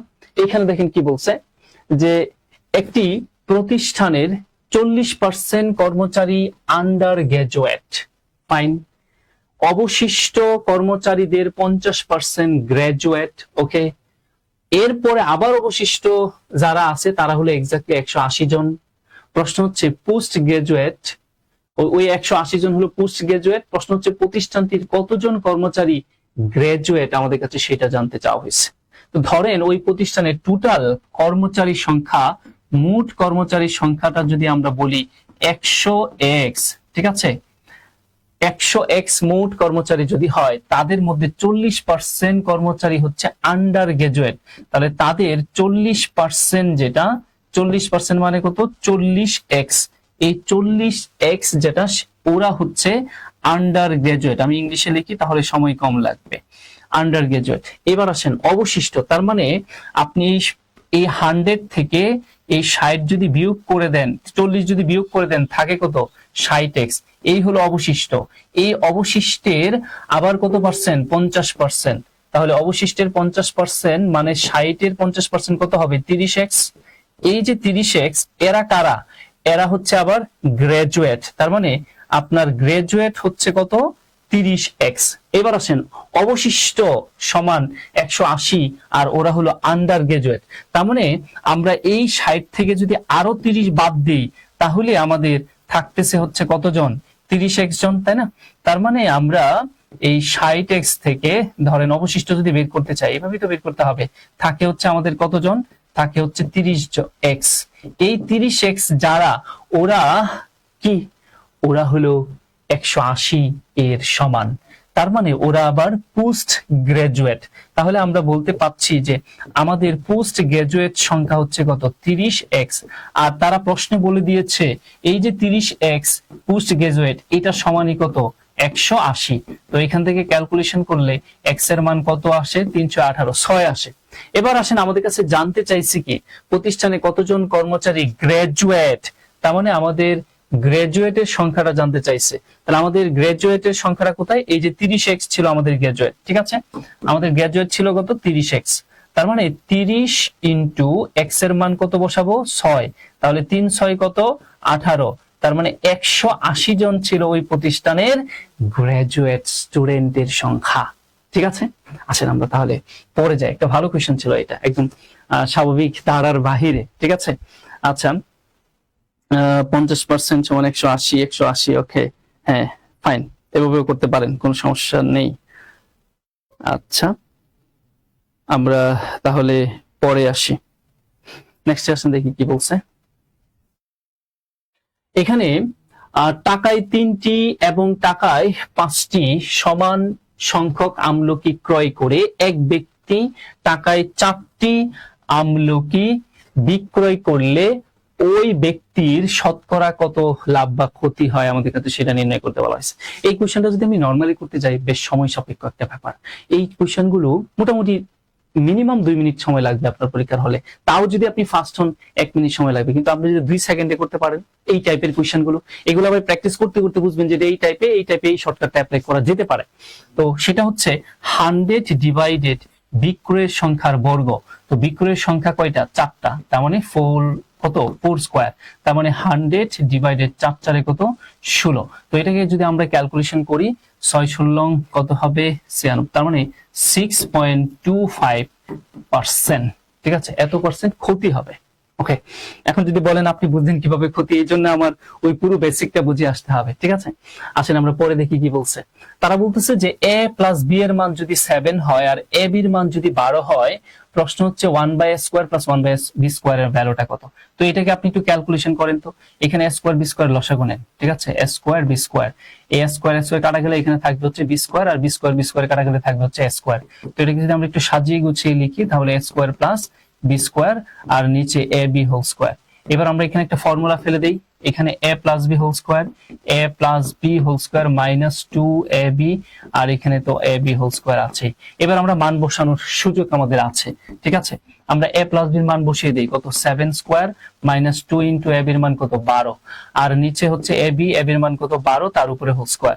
তাহলে নিচে আমরা 12 স্কয়ার মানে হলো 144, আর সাথে এখানে কত 49 মাইনাস 12 দুগুণে কত 24। তো এখানে যদি আমরা বিয়োগ করি 144, 9 থেকে 4 বিয়োগ করলে এখানে কত 5 আর এখানে কত 2, তার মানে 25 ডিভাইডেড 144। এগুলো খুবই কনসেপচুয়াল কোশ্চেন এবং খুব সহজে বটে, এগুলোতে খুব ঝামেলা পোহাতে হবে না। এবার দেখেন আমরা ইনইকুয়ালিটি আরেকটা কঠিন কোশ্চেন দেখতে পাচ্ছি, এটাও বিসিএস এ আসা একটা কোশ্চেন ছিল যে মডুলাস x - 2 <3 হলে m এবং n এর কোন মানের জন্য আসলে m < 2x + 5 < n হবে।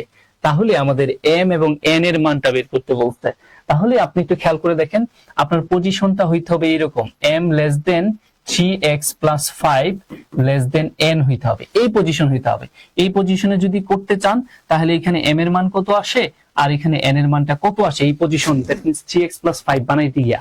তাহলে দেওয়া আছে কি, দেওয়া আছে হচ্ছে আমার এখানে modulus of x - 2 <3। First of all আপনাকে মডুলাসটা উঠাতে হবে, আমি আগের একটা মেথড দেখাইছি মডুলাস সাইন কিভাবে উঠাইতে হয়। তাহলে আমরা এখানে -3 x - 2 +3 যেটা আছে সেটাই। এবার আসেন আমার কি বানাইতে হবে খেয়াল করে দেখেন, আমার কিন্তু এখানে 3x হইতে হবে, ঠিক আছে। প্রথমে আপনি চিন্তা করেন 3x হইতে হবে, তাহলে এখানে আছে কি x। তাহলে আপনি একটা কাজ করেন, আমরা এমনটা করতে পারি, আগে ধরেন -2টাকে সরায়া x টাকে ফ্রি করে পরে অন্য কিছু করে। তো আমরা এখানে -3 x টাকে ফ্রি করতে গেলে সবগুলো পক্ষে +2 করতে হবে, তাই করে দিলাম। তাহলে এখানে x - 2 + 2 <3 + 2। ওকে, এরপরে আমরা ক্যালকুলেশন করলে এখানে হবে -1 x এখানে হবে হচ্ছে 5। এবার x টা ফ্রি হইলো, আপনি এখন কি করেন 3 দিয়ে গুণ করেন, তাহলে তো 3x পাবেন।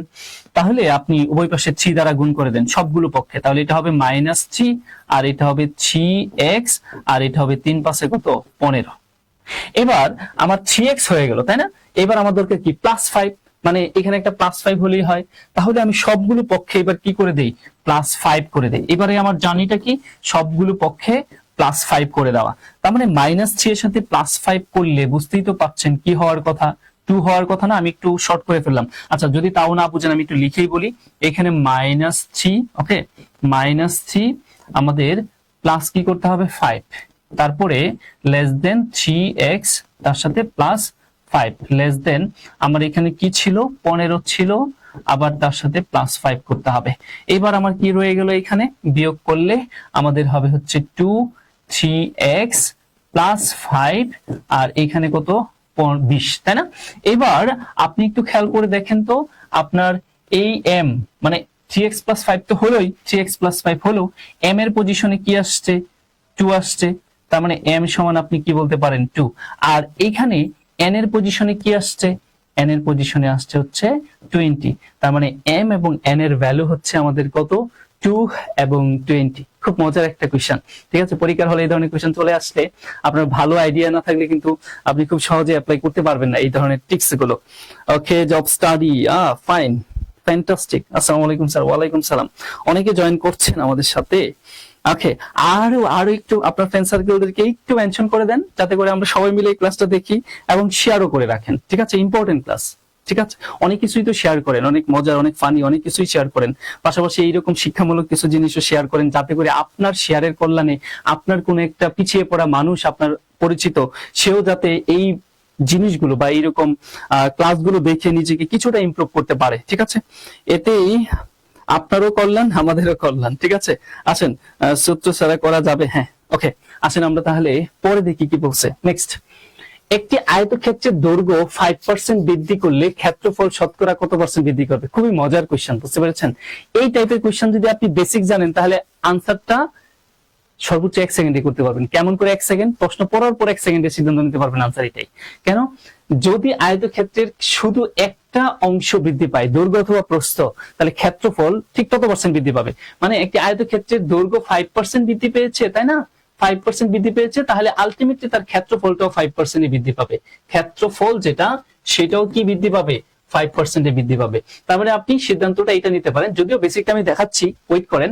যদি আপনার আয়তক্ষেত্রের দৈর্ঘ্য x% বৃদ্ধি পায়, তাহলে আপনি নিঃসন্দেহে ধরে নেন ক্ষেত্রফলটা আমার কি হবে, x% বৃদ্ধি পাবে। এখন আসেন এই সিদ্ধান্তটা আপনি কখন নেবেন? যখন পুরো ব্যাকগ্রাউন্ড হিস্ট্রিটা আপনার ভিতরে থাকবে বা জানা থাকবে, তাহলে না আপনি বলতে পারবেন যে 20% দৈর্ঘ্য বাড়ছে, তাহলে ক্ষেত্রফল 20% বাড়বে। চলেন তাহলে আমরা একটু এইখানে প্র্যাকটিক্যালি দেখাই। সাপোজ এইখানে এই হচ্ছে একটা আয়তক্ষেত্র, কেমন? এই যে আয়তক্ষেত্রটা, তার এক্সিস্টেন্ট দৈর্ঘ্য প্রস্থটা আমরা এমন ভাবে ফিগার গুলো ধরি যাতে করে ক্যালকুলেশনটা আমাদের জন্য সহজ হয়, ঠিক আছে? সবসময় এক্স ওয়াই ধরা ভালো না। ওকে, তাহলে তার সাথে কিছু একটা জুড়ে দিলে ভালো হয়। যেহেতু 5%, দ্যাট মিন্স পার্সেন্ট কথাটা উল্লেখ আছে, তাহলে আমি দৈর্ঘ্যটাকে বলি 100x আর প্রস্থটাকে বলি 100y। তাহলে এটার ক্ষেত্রফল কি হবে? এটার ক্ষেত্রফল কি 10,000xy হবে না? ফাইন। এবার আসেন, এটার কি করে দেওয়া হয়েছে? এই আয়তক্ষেত্রটার আপনার দৈর্ঘ্যটা বাড়িয়ে দেওয়া হয়েছে। সাপোজ দৈর্ঘ্যটা যখন বাড়িয়ে দিলেন, তখন আয়তক্ষেত্রটা বড় হবে, স্বাভাবিক, আগের চাইতে। তো কতটুকু বড় হয়েছে? তারা আগে আমাদের খেয়াল করে দেখেন যে প্রাথমিক অবস্থায় আমাদের ছিল 100x, তাহলে 5% যদি বৃদ্ধি করে দেন, তাহলে বর্তমানে দৈর্ঘ্যটা কত?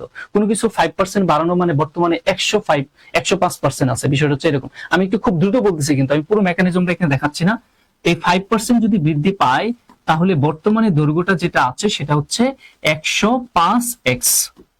ভাই আমার প্রস্থ কিন্তু অপরিবর্তনীয় আছে, 100y আছে। তাহলে নতুন ক্ষেত্রফলটা কি হবে? নতুন ক্ষেত্রফলটা হবে হচ্ছে 100 কত 10,500 এটা হলো নতুন ক্ষেত্রফল। একদম ভেঙে ভেঙে বলছি, কিন্তু খুব ইম্পর্টেন্ট বিষয়। কেন এটা হয় যে এত এত মানে সময় নিয়ে ম্যাথটা কিভাবে আমরা বুঝে তারপরে এই টাইপের ম্যাথ 2 সেকেন্ডে করে ফেলতে পারি, 1 সেকেন্ডে করে ফেলতে পারি। এখন আসেন তো ক্ষেত্রফল কতটুকু বৃদ্ধি পাইছে?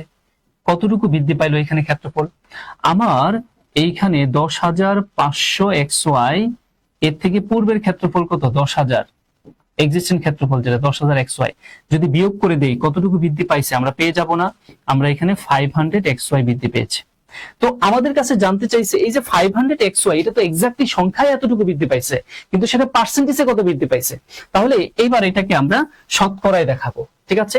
যে শতকরায় কত বৃদ্ধি পাইছে, শতকরা যেটাকে আমরা বলি পার্সেন্টে কত বৃদ্ধি পাইছে। তো পার্সেন্ট মানে কি? উপরে হয় ফলাফল, নিচে হয় বেস ইনটু 100। তাহলে ফলাফলটা কি? ফলাফলটা তো ভাই এইটাই। হ্যাঁ, ফলাফলটা তো এইটাই। বা আপনারা এটাও বলতে পারেন যে 10,000 বৃদ্ধি পেয়েছে 5,000, একে কত 100 কত, ওইটাও বলতে পারেন। ওইটা বলা তো অনেক সময়ের ব্যাপার, দরকার কি? আমার বৃদ্ধি পাইছে কত? 500xy। এটা কতর মধ্যে বৃদ্ধি পেয়েছে? এক্সিস্টেন্টের মধ্যে। এক্সিস্টেন্ট মানে প্রাথমিক অবস্থায় তার ক্ষেত্রফল কত ছিল?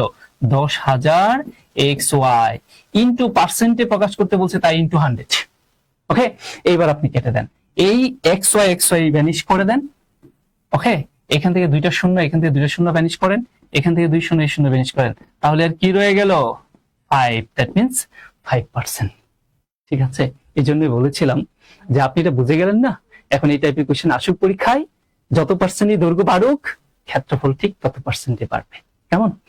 এইভাবে যদি ম্যাথ শিখতে চান, তাহলে আসলে আমাদেরকে সময় দিতে হবে। আপনার একটা, আমাদের যারা আমাদের বেসিক স্টুডেন্ট তারা এই জিনিসগুলো জানে, ঠিক আছে? নর্মাল বেস গুলোতে আপনি মোটামুটি একটা সময় নিয়ে পড়াশোনা করলে নিজের ভিত্তিটা যদি রেডি করে নিতে পারেন, তারপরে শুধু আপনি প্র্যাকটিস করবেন এবং আপনার সব কনসেপ্ট আয়ত্তে থাকবে। আপনি প্রশ্ন দেখবেন আর আনসার করে দিবেন, ঠিক আছে?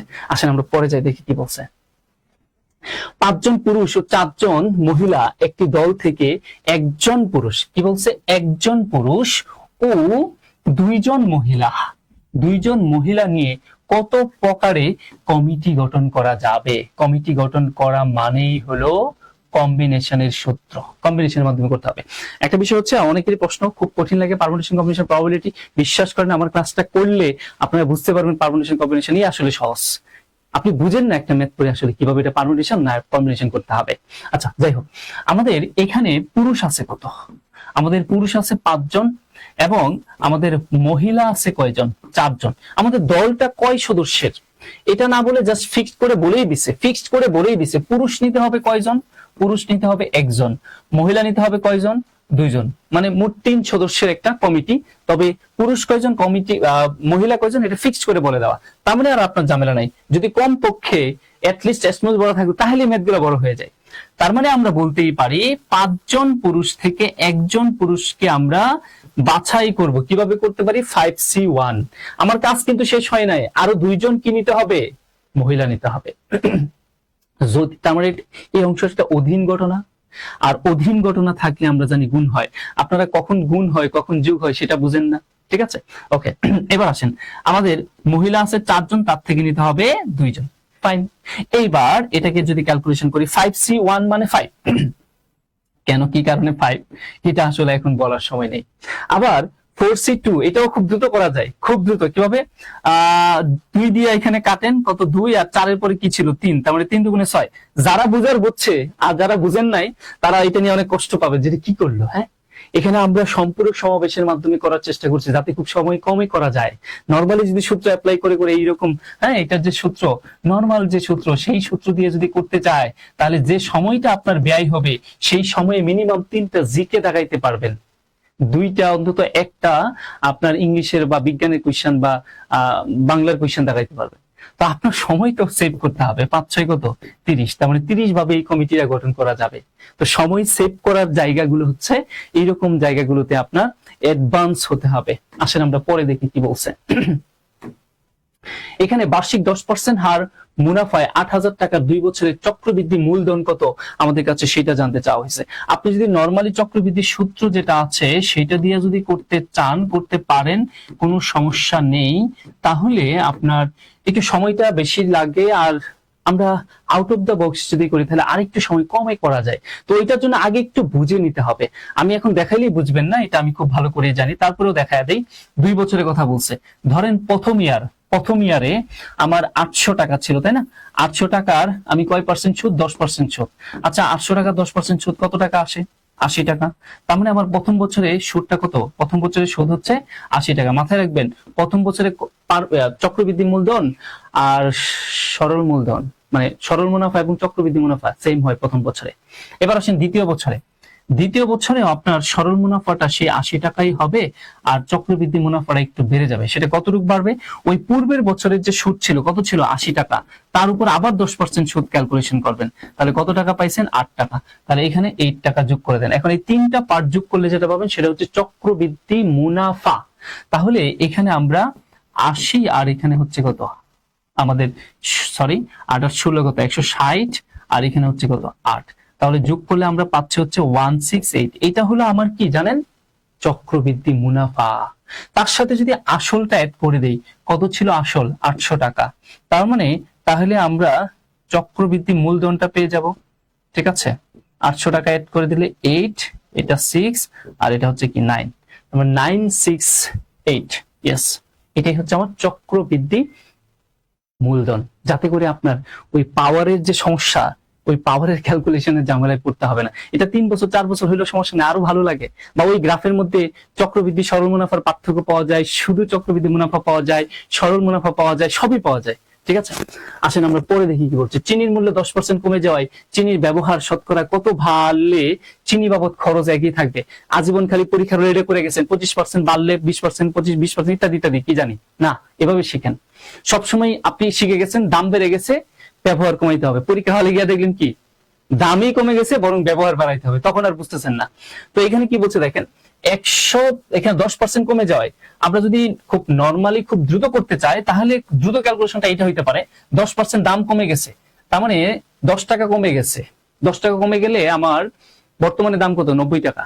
তো 90, আমরা যদি 100 বেস করে কথা বলি আর কি, ধরেন 100 টাকা দাম ছিল, 10% কমে গেল, 10 টাকা দাম কমে গেল, বর্তমানে 90 টাকা আছে। তাহলে আমার ব্যবহার আমি কি করব? বাড়াবো। কি পরিমাণ বাড়াবো? এই যে 10 টাকা বাড়াবো 90 টাকায়, আমার বর্তমানে কত কমে আছে? কত? 90 টাকা। তো 90 টাকায় আমি বাড়াবো হচ্ছে কত টাকা? 10 টাকা। তাহলে 100 কত? আমার এক লাইনে ক্যালকুলেশন শেষ, ঠিক আছে? তারপরে আমি 0 0 কেটে দেই। তাহলে এখানে আমাদের 9 কে 9, তার মানে 11 সমস্ত 1/9%।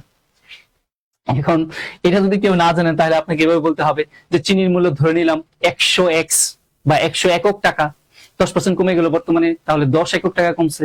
তার মানে বর্তমানে দাম কত? 90 একক টাকা। তাহলে 90 একক টাকায় ব্যবহার বাড়াইতে হবে 10 টাকার, 1 টাকায় কত? 100 টাকায় কত? তাহলে এটা চলে আসবে, ঠিক আছে? আসলে আমরা পরে যাই। 6 সেন্টিমিটার ব্যাসার্ধ বিশিষ্ট বৃত্তের অন্তস্থ একটি সমবাহু ত্রিভুজের ক্ষেত্রফল কত? খুব সুন্দর কোশ্চেন। আপনি যদি এটার সূত্রটা না জানেন, নরমালি সূত্র দিয়ে যদি করতে চান তাহলে আপনার জন্য এই ম্যাথ অনেক কঠিন। আদারওয়াইজ আপনি সূত্র জানলে খুব সহজ। সাপোজ এই হচ্ছে আপনার ধরেন একটি বৃত্ত, এই বৃত্তের ভিতর একটি সমবাহু ত্রিভুজ আছে, তারা সেটা বলছে সমবাহু ত্রিভুজ এই বৃত্তের ভিতর, ঠিক আছে? সাপোজ এই হচ্ছে বৃত্তে অন্তস্থ একটি সমবাহু ত্রিভুজ, ফাইন। এখন তারা বলে দিচ্ছে সমবাহু ত্রিভুজ মানে প্রত্যেকটা বাহুই সমান, এবং তারা বলে দিয়েছে কি 6 সেন্টিমিটার ব্যাসার্ধ বিশিষ্ট। তাহলে এই যে বৃত্তটা দেখতে পাচ্ছেন, এই বৃত্তটার ব্যাসার্ধ হচ্ছে 6 সেন্টিমিটার, দ্যাট মিন্স আর এর মান হচ্ছে কত? 6। যদি তাই হয় তাহলে ত্রিভুজের ক্ষেত্রফল কত আমাদের কাছে সেটা জানতে চাওয়া হয়েছে। তো যেহেতু এটা সমবাহু ত্রিভুজ, তার প্রত্যেকটা বাহুই কি হবে? Same, that means a। আর সমবাহু ত্রিভুজের ক্ষেত্রফলের সূত্র আমরা জানি √3/4 ইন্টু বাহু স্কয়ার। তাহলে আমার চ্যালেঞ্জটা কি? চ্যালেঞ্জটা হচ্ছে এর মান বের করতে হবে, তাহলে আমাদের রেজাল্টটা চলে আসবে। কোনোভাবে যদি এর মান বের করতে পারি, তো এর মান আমরা কিভাবে পাবো? আসেন আমরা বৃত্তের ভিতর সমবাহু ত্রিভুজ অঙ্কন করা থাকলে রেডিয়াস বের করার একটা সূত্র বা ব্যাসার্ধ বের করার একটা সূত্র জানি, সেটা হচ্ছে a/√3। এটা কিভাবে আছে তারও দারুণ ব্যাখ্যা আছে, ঠিক আছে? ওইগুলো আমাদের শিডিউল ক্লাসগুলোতে আমরা সুন্দর করে বলার চেষ্টা করি। এবার আর এর মান তো বলাই আছে, কত ভাই? 6 বলা আছে। এবার দেখেন আপনি যদি একটু ক্রস মাল্টিপ্লিকেশন করেন তাহলেই কিন্তু এর মানটা বের হয়ে যাচ্ছে। কত? এর মান 6√3 বের হয়ে আসছে। এবার আমরা এখানে মানটা বসিয়ে দেই না, তার মানে আমাদের √3/4 ইন্টু 6√3 হোল স্কয়ার, তার মানে √3/4 আর এখানে 6 6 36 ইন্টু 3, 4 নং 36, 3 নং কত? 27, দ্যাট মিন্স 27√3। এটাই হবে আমাদের আনসার, ঠিক আছে? ওকে, খুবই এক্সেপশনাল একটা কোশ্চেন ছিল। পরে আসি কি বলছে, রহিম উত্তর দিকে 10 মাইল হেঁটে ডান দিকে ঘুরে 5 মাইল হাঁটেন, তারপর ডান দিকে ঘুরে 2 মাইল হাঁটেন, তিনি কোন দিকে হাঁটছেন? আপনিও দিশেহারা হয়ে গেছেন যে কিভাবে করব এটা। ভাই এগুলোর জন্য আপনি একটু দিকটা আগে ভালো করে বুঝেন, ঠিক আছে? দিক আমি সবসময় এইভাবে একটু বলি আর কি, আপনারা নিতে পারেন অথবা নাও নিতে পারেন, এজ ইউর উইশ। মানে দিকটা মনে রাখার একটা সিস্টেম নিউজ শব্দ দিয়ে মনে রাখতে বলি, ঠিক আছে? নিউজ শব্দ দিয়ে শুরু হয়েছে। নিউজ শব্দটাকে জাস্ট আপনি যদি একটু জেড শেপ করে সাজান, এরকম জেড শেপ এর মতো করে সাজান, তাহলে খুব সহজে মনে রাখা যায়। সবার জন্য না, যারা অ্যাডভান্স তারা তো জানেনি। তাহলে শুরু হয়েছে কি দিয়া? এন দিয়া, তাহলে নর্থ উপরে, তারপরে আপনি নিচে নেমে যান, তারপরে কি পাচ্ছেন? ই, ই মানে কি? ইস্ট, তার মানে ইস্টটা হচ্ছে ডান পাশে। তারপরে আবার এই সোজা চলে আসেন, চলে এসে আপনি কি পাচ্ছেন? ডাব্লিউ, ডাব্লিউ মানে কি? ওয়েস্ট, তাহলে বাম পাশে ওয়েস্ট। আবার এভাবে নিচে নেমে যান, কি লাস্টে কি? এস, তার মানে কি? সাউথ। এখন এটা আপনার সিদ্ধান্ত, আমি বললাম আর কিভাবে চিন্তা করা যায়। হ্যাঁ, আচ্ছা, এইবার আপনি এইটার মধ্যে, এই গ্রাফের মধ্যে ক্যালকুলেশন করার চেষ্টা করেন। এখানে তারা কি বলছে? রহিম উত্তর দিকে 10 মাইল। সাপোজ রহিম এই পয়েন্টে ছিল প্রাথমিক অবস্থায়, সে উত্তর দিকে মানে কি? উপরে, এই উত্তর দিকে সে 10 মাইল গেল, ফাইন। 10 মাইল যাওয়ার পরে তার মানে তার অভিমুখটা এইভাবে আছে, হ্যাঁ? তার মুখ, নাক অভিমুখে, উত্তর অভিমুখে আছে। তো আপনি যদি এইভাবে থাকেন, তারপরে ডানে যাইতে বলছে কত? 5 মাইল। ডান, ডান মানে কি? এই পাশে, তার মানে এই পাশ, এটাই তো ডান। তাহলে ডানে যদি যান, তার মানে ইস্টের দিকে যাইতে বলছে, কত? 5 মাইল। গেলেন ইস্টের দিকে 5 মাইল, তার মানে আপনি এই মুখী হয়ে আছেন, ঠিক আছে? এইবার তারা বলতেছে তারপর আবার ডান দিকে ঘুরে 2 মাইল যায়, তার মানে এইভাবে আছেন। তাহলে আপনার ডান দিক কি এখন নিচে না? তার মানে নিচে যাচ্ছেন আরো কয় মাইল? 2 মাইল গেলেন। এবার তারা বলতেছে তিনি কোন দিকে হাঁটছেন? বলেন কোন দিকে হাঁটছেন? তার হাঁটার অভিমুখটা কি? দক্ষিণ দিক না? বুঝতে পেরেছেন নিশ্চয়ই, সে দক্ষিণ অভিমুখে হাঁটছে, ঠিক আছে? সাউথ। আশা করি ক্লিয়ার। এই ধরনের ম্যাথ গুলো জাস্ট এভাবে পরীক্ষা হলে ঘোরাঘুরি দরকার নাই, জাস্ট আপনার খাতায় দিকটা যদি ভালো করে আইডেন্টিফাই করতে পারেন তাহলেই হয়। পরে আসেন কি বলছে, 100 থেকে 200 এর মধ্যে 3 ধারা বিভাজ্য সংখ্যা কয়টি আমাদের কাছে সেটা জানতে চাওয়া হয়েছে। খুবই ইম্পর্টেন্ট নাম্বার সিস্টেম থেকে এই টাইপের কোয়েশ্চেন গুলো। আপনি প্রথমে চিন্তা করেন যে 200 এর মধ্যে 3 দ্বারা নিঃশেষে বিভাজ্য এমন কতগুলি সংখ্যা আছে? তাই সহজ করে 3 এর গুণিতক, 200 এর ভিতরে 3 এর গুণিতক কতগুলো আছে দ্রুত বের করার ওয়ে হলো আপনি 3 দিয়ে ভাগ করে দেন, ঠিক আছে? 3 6 কত? 18, বিয়োগ করলে 2 20, আবারও 3 6 18। বাকশেষ ডাজন্ট ফ্যাক্ট, ফ্যাক্ট হচ্ছে আমার ভাগফল কত? 66। তার মানে আমরা বলতে পারি 100 থেকে 200 এর মধ্যে 66টি সংখ্যা আছে যে সংখ্যাগুলো 3 দ্বারা নিঃশেষে বিভাজ্য। আমাদের কি বলছে 1 থেকে 200 পর্যন্ত কিন্তু 66টি আছে, কিন্তু আমাদের জানতে চাওয়া কিন্তু এটা না, আমাদের জানতে চাওয়া হচ্ছে কি 100 থেকে 200 এর মধ্যে। তাহলে আমি যেটা বের করছি সেটা হচ্ছে 1 থেকে 200 এই পর্যন্ত 3 দ্বারা নিঃশেষে বিভাজ্য চাই এমন সংখ্যা হলো 66টি।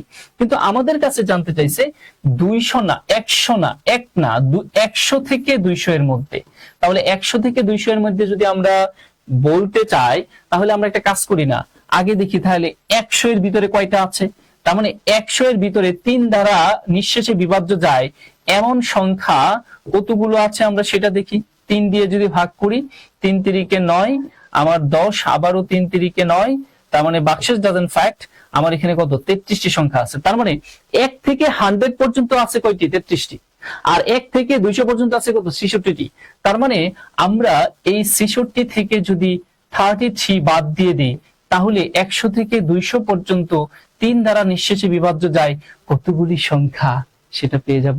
তার মানে কয়টা 33। ঠিক আছে, আসেন তাহলে আমি অনেকক্ষণ যাবত কমেন্টস চেক করি না, কেউ কি আছেন? আচ্ছা 30 আফরিন মাহমুদ 30 জব স্টাডি 30। ওকে, নিউজ দিয়ে করলেই সোজা। ওকে, ফ্যান্টাস্টিক মাই ডিয়ার। আর কারা কারা আছেন? সবাই জব স্টাডি তো অনেক অনেক অনেক কমেন্টস করেছেন, আমি অনেকক্ষণ যাবত দেখছি না। হ্যাঁ, আহাত, এটা কি শুধু আয়তক্ষেত্রের জন্য প্রযোজ্য? ভাই এই কথাগুলো তো ভাই আমাদের আরো সময় নিয়ে কাজ করতে হবে, সব ক্ষেত্রে কোথায় কোথায় প্রযোজ্য কোথায় ক্ষেত্রে না। সবাই একটু ক্লাসে শেয়ার এবং মেনশন করেন, অনেকে আছেন আরো যাতে কিছু মানুষ অ্যাড হয়, সবাই মিলে যাতে করতে পারি। আসেন দেখি আমরা কি আছে এখানে। একটি পূর্ণ সংখ্যা কি বলছে, কোন পূর্ণ সংখ্যাটিকে 3, 4, 5 এবং 6 দ্বারা ভাগ করলে যথাক্রমে বাক্সেস 1, 2, 3, 4 অবশিষ্ট থাকে, তাহলে সংখ্যাটি কত? এই যে আপনি যদি বলেন লসাগু গসাগু সবচেয়ে কঠিন টাইপের ম্যাথ যেগুলো, তার মধ্যে এটা কিন্তু একটা। তো এই টাইপের ম্যাথ গুলো খুব দ্রুত কিভাবে সলভ করবেন ভাই? 3 দ্বারা ভাগ করলে বাক্সেস কত থাকে বলছে? 3 দ্বারা ভাগ করলে বাক্সেস থাকে হচ্ছে 1। তাহলে আপনি 3 এবং বাক্সেস 1 এর পার্থক্য নির্ণয় করেন কত 2। আচ্ছা, পরের সংখ্যাটা 4 দ্বারা ভাগ করলে বাক্সেস থাকে কত 2। এবার একটু দেখেন তো, 4 দ্বারা ভাগ করলে বাক্সেস 2 থাকে এবং বিয়োগফল কত এখানে 2। 5 দ্বারা যদি ভাগ করেন তাহলে নাকি বাক্সেস থাকে 3। তার মানে 5 দ্বারা ভাগ করলে বাক্সেস যদি 3 থাকে বিয়োগফল কত 2। 6 দ্বারা ভাগ করলে বাক্সেস কত থাকে 4। তাহলে একটা গেম আছে এখানে, তাই না? সবার ক্ষেত্রেই যেটা দেখতে পাচ্ছি সেটা হচ্ছে বিয়োগফলটা কি থাকছে, একই জিনিস থাকছে, অলওয়েজ কি 2 পাচ্ছি। তাহলে এই টাইপের ম্যাথ গুলো আমরা কি করব জানেন? এই যে আমাদের ভাজক যেগুলো আছে 2, 4, তারপরে 5, 6, এগুলা দিয়ে তো আপনি ভাগ করলে এই ভাগশেষ গুলো পাচ্ছেন এবং এদের ডিফারেন্স সবসময় 2 পাচ্ছেন। আপনি যে কাজটা করবেন এদের লসাগু নেন আগে। তার মানে 3, 4, 5, 6 এর লসাগু কত হবে? 60 হবে লসাগু। ঠিক আছে, এখন এই 60 সংখ্যাকে 3 দিয়ে ভাগ করলে নিঃশেষে বিভাজ্য, 4 দিয়ে করলে নিঃশেষে 5, 6 যারা দিয়ে করেন নিঃশেষে বিভাজ্য। কিন্তু না, তারা বলছে 3 দিয়ে করলে বাক্সেস 2 থাকবে, সরি বাক্সেস 1 থাকবে, 4 দিয়ে করলে 2, 5 দিয়ে করলে 3, 6 দিয়ে করলে 4। তাহলে ওই সংখ্যা কোনটা সবচেয়ে ছোট সংখ্যা? সেটা হলো, এইবার আপনি 60 থেকে ওই যে বিয়োগফল কত ছিল 2 ছিল না, সব ক্ষেত্রেই ওই 2টা বিয়োগ করে দেন, তাহলে সেই মজার সংখ্যাটা পেয়ে যাবেন কত 58। মজার ব্যাপার হচ্ছে এইবার আপনি এই 58 যে সংখ্যাটা আছে ইহাকে 3 দিয়ে ভাগ করে দেখেন, নিঃসন্দেহে বাক্সেস 1 পাবেন। আপনি এটাকে 4 দিয়ে ভাগ করে দেখেন, নিঃসন্দেহে বাক্সেস 2 পাবেন। আপনি এটাকে 5 দিয়ে ভাগ করে দেখেন, নিঃসন্দেহে বাক্সেস 3 পাবেন। আপনি এটাকে 6 দিয়ে ভাগ করে দেখেন, নিঃসন্দেহে বাক্সেস 4 পাবেন। খুবই মজার কোশ্চেন কিন্তু, ঠিক আছে? ওকে ফাইন, আসেন আমরা তাহলে পরে দেখি লসাগু 60। Fantastic, next. আচ্ছা, আরো কোশ্চেন আছে না? অনেকগুলো কোশ্চেন আপনাদের সাথে আজকে আলোচনা করা হচ্ছিল। ও মাই গড, 44, আমরা 31 এ আছি। এই যে দেখেন কম্বিনেশনের এই টাইপের কোশ্চেন গুলো, আমরা একটা সূত্র জানি যে NCX সমান NCY যদি হয়, সেই ক্ষেত্রে এই NN যদি সেম থাকে তাহলে N সমান X প্লাস Y। এই সূত্রটা একটু মাথায় রাখবেন, এটা আরো বিস্তারিত অনেক আলোচনা আছে। তার মানে এখানে তারা কি বলছে, NC12 সমান NC6। তার মানে n এর ভ্যালুটা হবে হচ্ছে এখানে 12 প্লাস 6 যোগ করলে কত হবে 18। আমি একটু ফাস্ট এখন করাবো, হ্যাঁ পরে আসি, সবগুলো শেষ করার চেষ্টা করি। আবারও একটা বাস্তব সংখ্যার কোশ্চেন দেখতে পাচ্ছি, modulus of 2x - 3 less than equal যদি 1 হয় তাহলে x এর ভ্যালু তাহলে এখানে মডুলাস সাইন উঠাই দিতে হয়। কিভাবে উঠাইতে হয় আপনাদের নিশ্চয় মনে আছে, আমি অনেকবার কথা বলেছি। এখানে less than equal 2x minus 3 less than equal 1, এখানে মাইনাস 1, ঠিক আছে, মডুলাস সাইনটা উঠে যাবে। এবার মাইনাস 3 আছে, উভয় পাশে প্লাস 3 করে দেন, minus 3 plus 3 less than equal 2x minus 3 plus 3 less than equal 1 plus 3, কেমন? এবার আসেন বিয়োগ করলে এখানে কত, প্লাস 2, আর এই 3 তো কাটাই যাবে, লেস দেন ইকুয়াল এখানে 2x লেস দেন ইকুয়াল এখানে কত 4। এবার সবগুলো পক্ষে প্লাস 2 দ্বারা ভাগ করে দিই, তাহলে এখানে 1 less than equal x less than equal 2, 1 yes হয়ে গেল, 1 less than equal x less than equal 2। ওকে, নেক্সট আসে দেখি কি বলছে। এবার আবারও লগের আরেকটা কোশ্চেন দেখতে পাচ্ছি, লগারিদম লগ x ভিত্তিক 1/8 সমান যদি -2 হয় তাহলে x এর ভ্যালুটা কিভাবে বের করবেন? এটা আমরা লগ ভ্যানিশ করে দিই। লগ ভ্যানিশ করে দিলে লগের আর্গুমেন্ট এবং বেস পাওয়ারের মধ্যে একটা পরিবর্তন আসে। আমরা বারবারই বলছি, অনেকবার আমি ক্লাসে বলছি, এটা হচ্ছে পাওয়ার, এই 1/8 পজিশনের হচ্ছে আর্গুমেন্ট, আর এটা হচ্ছে বেস, ঠিক আছে। এবার লগটাকে যদি ভ্যানিশ করে দেই তার যে ফাংশন অনুযায়ী, তাহলে যে পরিবর্তনটা হয়, আমরা এই পাওয়ারটাকে যদি আমি বেসটাকে এই পাশে x তো বেস, এটাকে যদি এই পাশে রাখি, তাহলে এই যে পাওয়ার, এইটা এই বেসের উপরে পাওয়ার হয়ে যাবে কত, -2, আর এই আর্গুমেন্টটা সমানের ওই পাশে গিয়ে এই নরমাল পজিশনে চলে আসবে, ঠিক আছে। এটা নিয়ে আরো অনেক কথা আছে, কিভাবে কি কারণে এটা হয় এটা নিয়ে ব্যাখ্যা আছে। তো আমরা একটা সূত্র জানি, এইবার সূচকের নিয়মে আমরা চিন্তা করব। আমরা a ইনভার্স n এটার ভ্যালু কিভাবে পাই? এই ইনভার্স সাইন এর জন্য অলওয়েজ এখানে একটা 1 থাকে, আর বাকি অংশ a to the power n এটা নিচে চলে যাবে, কেমন? তো এখন আমরা তাহলে 2 ইনভার্স কে কি লিখতে পারি, 1 বাই, এটা লিখতে পারি কিনা, 1/x স্কয়ার সমান, আমরা এটা না করে আরো একটা ওয়েতে করা যেতে পারে। তাহলে এখানে কি আসে, 1/8। এবার আমরা যদি এখানে আর গুণ করে দেই, তাহলে আমরা কত পাচ্ছি, x স্কয়ার, আমাদের কি -2 ছিল, তাহলে ইনভার্স 1/, ওকে, তাহলে 8, তাহলে x স্কয়ার সমান যদি 8 হয়, আর বর্গমূল যদি করি, খেয়াল করে দেখেন 8 তো একটা পূর্ণবর্গ সংখ্যা না, তাহলে এই টাইপের সংখ্যা যদি চলে আসে আপনি কিভাবে ভাঙবেন, আমি একটু ভেঙেই দেখাচ্ছি। 8 কে ভাঙেন, এমন ভাগে ভাঙেন একটা পূর্ণবর্গ সংখ্যা রেখে ভাঙেন, তাহলে একটি পূর্ণবর্গ সংখ্যা রেখে যদি ভাঙেন তাহলে সেটা হইতে পারে 4, তার মানে কত, 4 দুগুণে 8, তার মানে এই পূর্ণবর্গ সংখ্যাটা রয়ে গেল। এইবার যদি আপনি ক্যালকুলেশন করেন খুব সহজে চলে আসবে, রুটটা যার যার উপরে দিয়ে দেন, আমি একদম বাচ্চাদের মতো করে ক্যালকুলেশন করে দেখাচ্ছি, অনেকটা তাই। তাহলে 4 এর বর্গমূল 2, আর এখানে কত, √2 রয়ে গেল, তার মানে 2√2। ওকে, আসেন আমরা তাহলে পরে দেখি কি আছে।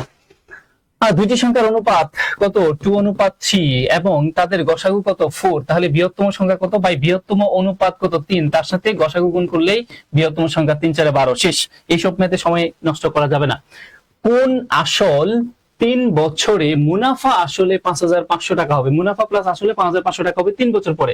এখন বলতেছে মুনাফা আসলের 3 অংশ, আসলের 8 এর 3 অংশ, তার মানে আসল যদি 8 একক হয় তাহলে মুনাফা হবে 3 একক, বিষয়টা এরকম। তাহলে মুনাফার হার কত আমাদের কাছে এটা জানতে চাওয়া হয়েছে। মেবি এটা ক্লাস 8 এর একটা ম্যাথ হতে পারে, 8 অথবা 9 এর একটা এই ম্যাথটা আছে, অনেকবার আসছে পরীক্ষায় এটা। আমরা এটা চিন্তা করি, এই 8, এই যে আমাদের 3/8, এটা ধরে আমরা কাজ শুরু করি। আর একটা কথা বলে রাখি, সরল মুনাফার ম্যাথ আপনারা অন্য কোনো ওয়েতে গিয়া অযথাই সরল মুনাফাটাকে জটিল করেন না। আপনি ভাই একটাই করেন, I = PRN, আর অন্য যা দেখেন দিন শেষে এইটাই হয়। কিন্তু তাহলে এই একটা সূত্র দিয়ে আপনি সবই করতে পারছেন সরল মুনাফার ম্যাথ। তো ওই ঐকিকটামে এত কিছু করার দরকার নেই, ওই ঐকিকটামের আলটিমেট জায়গা এটাই হয় দিন শেষে, ঠিক আছে। তো এবার এই 8 হচ্ছে আপনার আসল, কেমন, তারা বলে দিছে 8 হচ্ছে আসল, আর 3 হচ্ছে কি, মুনাফা, ঠিক আছে, মুনাফা। তাহলে আসল এবং মুনাফা যদি যোগ করেন তাহলে 8 আর 3 যোগ করলে আমাদের কত আসছে, 11 একক, ঠিক আছে। 11 একক হচ্ছে আমার কি, সুদ আসল, তাই না? তাহলে আমরা বিষয়টা কেমন বলতে পারি যে 11 একক এর যে ভ্যালু সেটাই আসলে 5,500 টাকা, কারণ এই 5,500 টাকা তো কি সুদ আসল ছিল। তাহলে আপনার এখানে 1 একক এবং 3 একক এবং 8 এককের ভ্যালুকে তো আলাদা করে বের করে নেন। তার মানে আমি যদি 11 দিয়ে ভাগ দেই তাহলে 1 এককের ভ্যালু আসবে, আর যদি 8 দিয়ে গুণ দেই তার মানে আমার এখানে 8 এককের ভ্যালু আসবে, তাহলে সেটা হবে আমার আসল, ঠিক আছে। তাহলে এখানে কাটলে এখানে কত হয়, 5, 5 8 কত, 40, তার মানে আমরা বলতে পারি এখানে 4,000 টাকা হচ্ছে আমার আসল। আবার আমি যদি 3 একক বের করতে চাই, 3 একক যদি বের করতে চাই ইন্ডিভিজুয়ালি, তাহলে আমি 11 দিয়ে ভাগ করে এখানে 3 দিয়ে গুণ করলে এখানে 5 3 5 কত 15। তার মানে আমার এই 1500 টাকা হচ্ছে কি সুদ। এবার আসেন ওই সূত্রে জাস্ট মানটা বসায় দিই। সূত্রে যদি আমরা মানটা বসাই তাহলে আমি এই পাশে একটু লিখি। আমাদের সূত্রটা কি ছিল? I = P R N, একটাই সূত্র, আর অন্য কোনো আলাদা করে আর এর সূত্র বের করার দরকার নেই, জাস্ট মান বসান। আমার 3 বছর পরে সুদ কত হয়েছে? 1500 টাকা। কেমন? আমার আসল কত ছিল? 4000 টাকা, তাই না? আমার সুদের হার কত জানি না ভাই, সুদের হার কত? তার মানে সুদের হার মানে কি R/100, আর সময়টা কত? 3 বছর। তারা বলেই তো দিছে ভাই। এই তো শেষ। এবার আপনি ক্যালকুলেশন করেন। আমরা এই 2 শূন্য এই 2 শূন্য সরিয়ে দিই, আবার এইখান থেকে একটা শূন্য এইখান থেকে একটা শূন্য সরিয়ে দিই, আবার এই 3 দিয়া এই 5 15 কে কাটি, তাহলে 3 5 এ 15, তার মানে এখানে কত থাকতেছে? 50। এবার যদি আপনি ক্যালকুলেশন করেন এখানে 4 আছে, তাই না? 4 আছে উপরে, তাহলে আর এর মান যেটা হবে সেটা হচ্ছে 50 বাই কত? 4। তাহলে 50/4 মানে কি? 4 × 48, দ্যাট মিন্স 12.5। তাহলে 12.5% শেষ। ঠিক আছে, ওকে। আসেন আমরা তাহলে পরে যাই, দেখি কি বলছে। আবারও আপনার লগের আরেকটা কোশ্চেন দেখতে পাচ্ছি। লগ x ভিত্তিক 3/2 = -1/2। এবারও লগটাকে বেনিশ করে দেই, x টাই পাশে বেস হিসেবে থাক, আর তাহলে এইখানে -2/1/2 যেটা, সেটা পাওয়ার হয়ে এই পাশে চলে আসুক, আর আর্গুমেন্ট 3/2 এই পাশে চলে যাক। এবার এটার মানে তো আমরা কিছুক্ষণ আগে বললাম না যে ইনভার্স সাইন, এটার মানে হলো 1/n। তাহলে ঠিক একই ভাবে আমরা এখানেও লিখতে পারি ইনভার্স সাইনের জন্য এখানে 1 আর x⁻1/2 নিচে লিখলাম, আর এখানে 3/2 এভাবে থাক। তো আপনি তো জানেন x এর উপরে পাওয়ার যদি হাফ হয় তাহলে সেটাকে আমরা লিখতে পারি √x, এটা লেখা যায়। ঠিক আছে, এই অংশটাকে। আর এই কাছে এই জায়গায় তো আমার 3/2 আছে। এবার যদি আর গুণ করি, মানে একদম বেসিক ক্যালকুলেশনের মতো করে দেখাচ্ছি, তাহলে আমরা বলতে পারি এখানে 3√x = এখানে 2। অতএব আমরা √x = আমরা 2/3 বলতে পারি। উল্টে গেল। এবার বর্গমূল করলে এখানে হবে 4, এখানে হবে 9। কারণ বর্গমূল না করলে তো, সরি, বর্গ না করলে তো আপনি স্কয়ার রুটটাকে উঠাইতে পারবেন না। ওকে, পরে আসছি, দেখি কি বলছে। এবার যে কোশ্চেনটা দেখতে পাচ্ছি যে x² + 1, এটা সাজিয়ে লিখি, হ্যাঁ, 3x। অতএব এটাকে ক্যালকুলেশন করে উভয় পাশে x দ্বারা ভাগ করলে যেটা পাবো x + 1/x এর মান আমরা আসলে 3 পাবো। কিন্তু মজার ব্যাপার হচ্ছে, দেখেন আপনার কাছে যেটা জানতে চাইছে সেটা হচ্ছে x² - b²। তার মানে কি a + b * a - b সূত্র অ্যাপ্লাই করতে হবে। তো আপনার তো এখানে জাস্ট a + b মান আছে, তার মানে আপনার এই সূত্রটাকে ক্যালকুলেশন করতে গেলে আমার x - x - 1/x এটার মান আমার লাগবে আগে। তাহলে আমরা একটা কাজ করি, কি করতে পারি? আমরা এটা করতে পারি যে x - 1/x হোল স্কয়ার সমান আমরা কি জানি? x + 1/x whole square - 4xy, এমনটা জানি না? Minus plus x * x 1/x, আর একই কথা, যাই হোক। এবার আমরা x + 1/x এর মান কি জানিছি? তার মানে 3² - 4, দ্যাট মিন্স 9 - 4, দ্যাট মিন্স 5। অতএব আমরা বলতে পারি এবার x - 1/x বর্গমূল করে দিলে এইখানে মানে স্কয়ারটা ওই পাশে গিয়ে √5 হয়ে গেল। তার মানে আমি এখানে এখানে কি পেয়েছি? 5। এবার আমি ওই মূল সূত্রের বিশ্লেষণে যাই। মূল সূত্রে কি বলে? a + b whole square, a² - b² মানে কি? a + b * a - b, that means x + 1/x into কি হবে? x - 1/x। আমাদের এই লেখার দরকার নাই, মান পাওয়ার পরে আমরা সেটা করে দিলেই হয়। তার মানে আমাদের 3² ইনটু কি হবে? 3², আমাদের এখানে কি আছে? প্লাসের মান পাইছি কত? 3। তাহলে সরি, স্কয়ার দিই কেন? 3 প্লাস আর মাইনাসের মান পাইছি কি? √5। ইয়েস, তার মানে আমার आंसर কি? 3√5। আমার কেন জানি এই ম্যাথটা একটু ইম্পর্টেন্ট বেশি মনে হচ্ছে। ঠিক আছে, আপনারা আপনাদের মতো করে চিন্তা করে নিন। ঠিক আছে, আসেন আমরা তাহলে পরে যাই, দেখি কি বলছে। আরো করব? আপনারা কি আরো থাকতে চান? আমরা অনেক ম্যাথ করে ফেলছি, অলরেডি 5টা বেজে যাচ্ছে। আজকে তাহলে এখানে থাক। আপনাদের যেহেতু আরো সময় আছে 9 তারিখের আগ পর্যন্ত, আমি আরো ক্লাস নেওয়ার চেষ্টা করব। ততক্ষণ পর্যন্ত সবাই আমাদের সাথে থাকবেন, ক্যারিয়ার ম্যাপের সাথে থাকবেন। পেজটাতে লাইক এবং মেনশন করে রাখেন, মাঝে মাঝে একটু কমেন্টস করেন, তাহলে আপনি নোটিফিকেশনও পাবেন। আশা করি আপনাদের এই যে ম্যাথগুলো করলাম এগুলো আপনাদের বেশ উপকারে আসবে। ঠিক আছে, আমরা এই ক্লাসটা আবার ইউটিউবে দিয়ে রাখবো, আপনি চাইলে ইউটিউব থেকে আবার পুনরায় আস্তে আস্তে টেনে দেখে নিতে পারবেন। সবাই ভালো থাকবেন, সবার জন্য শুভকামনা রইল। আসসালামু আলাইকুম, টাটা, বাবাই।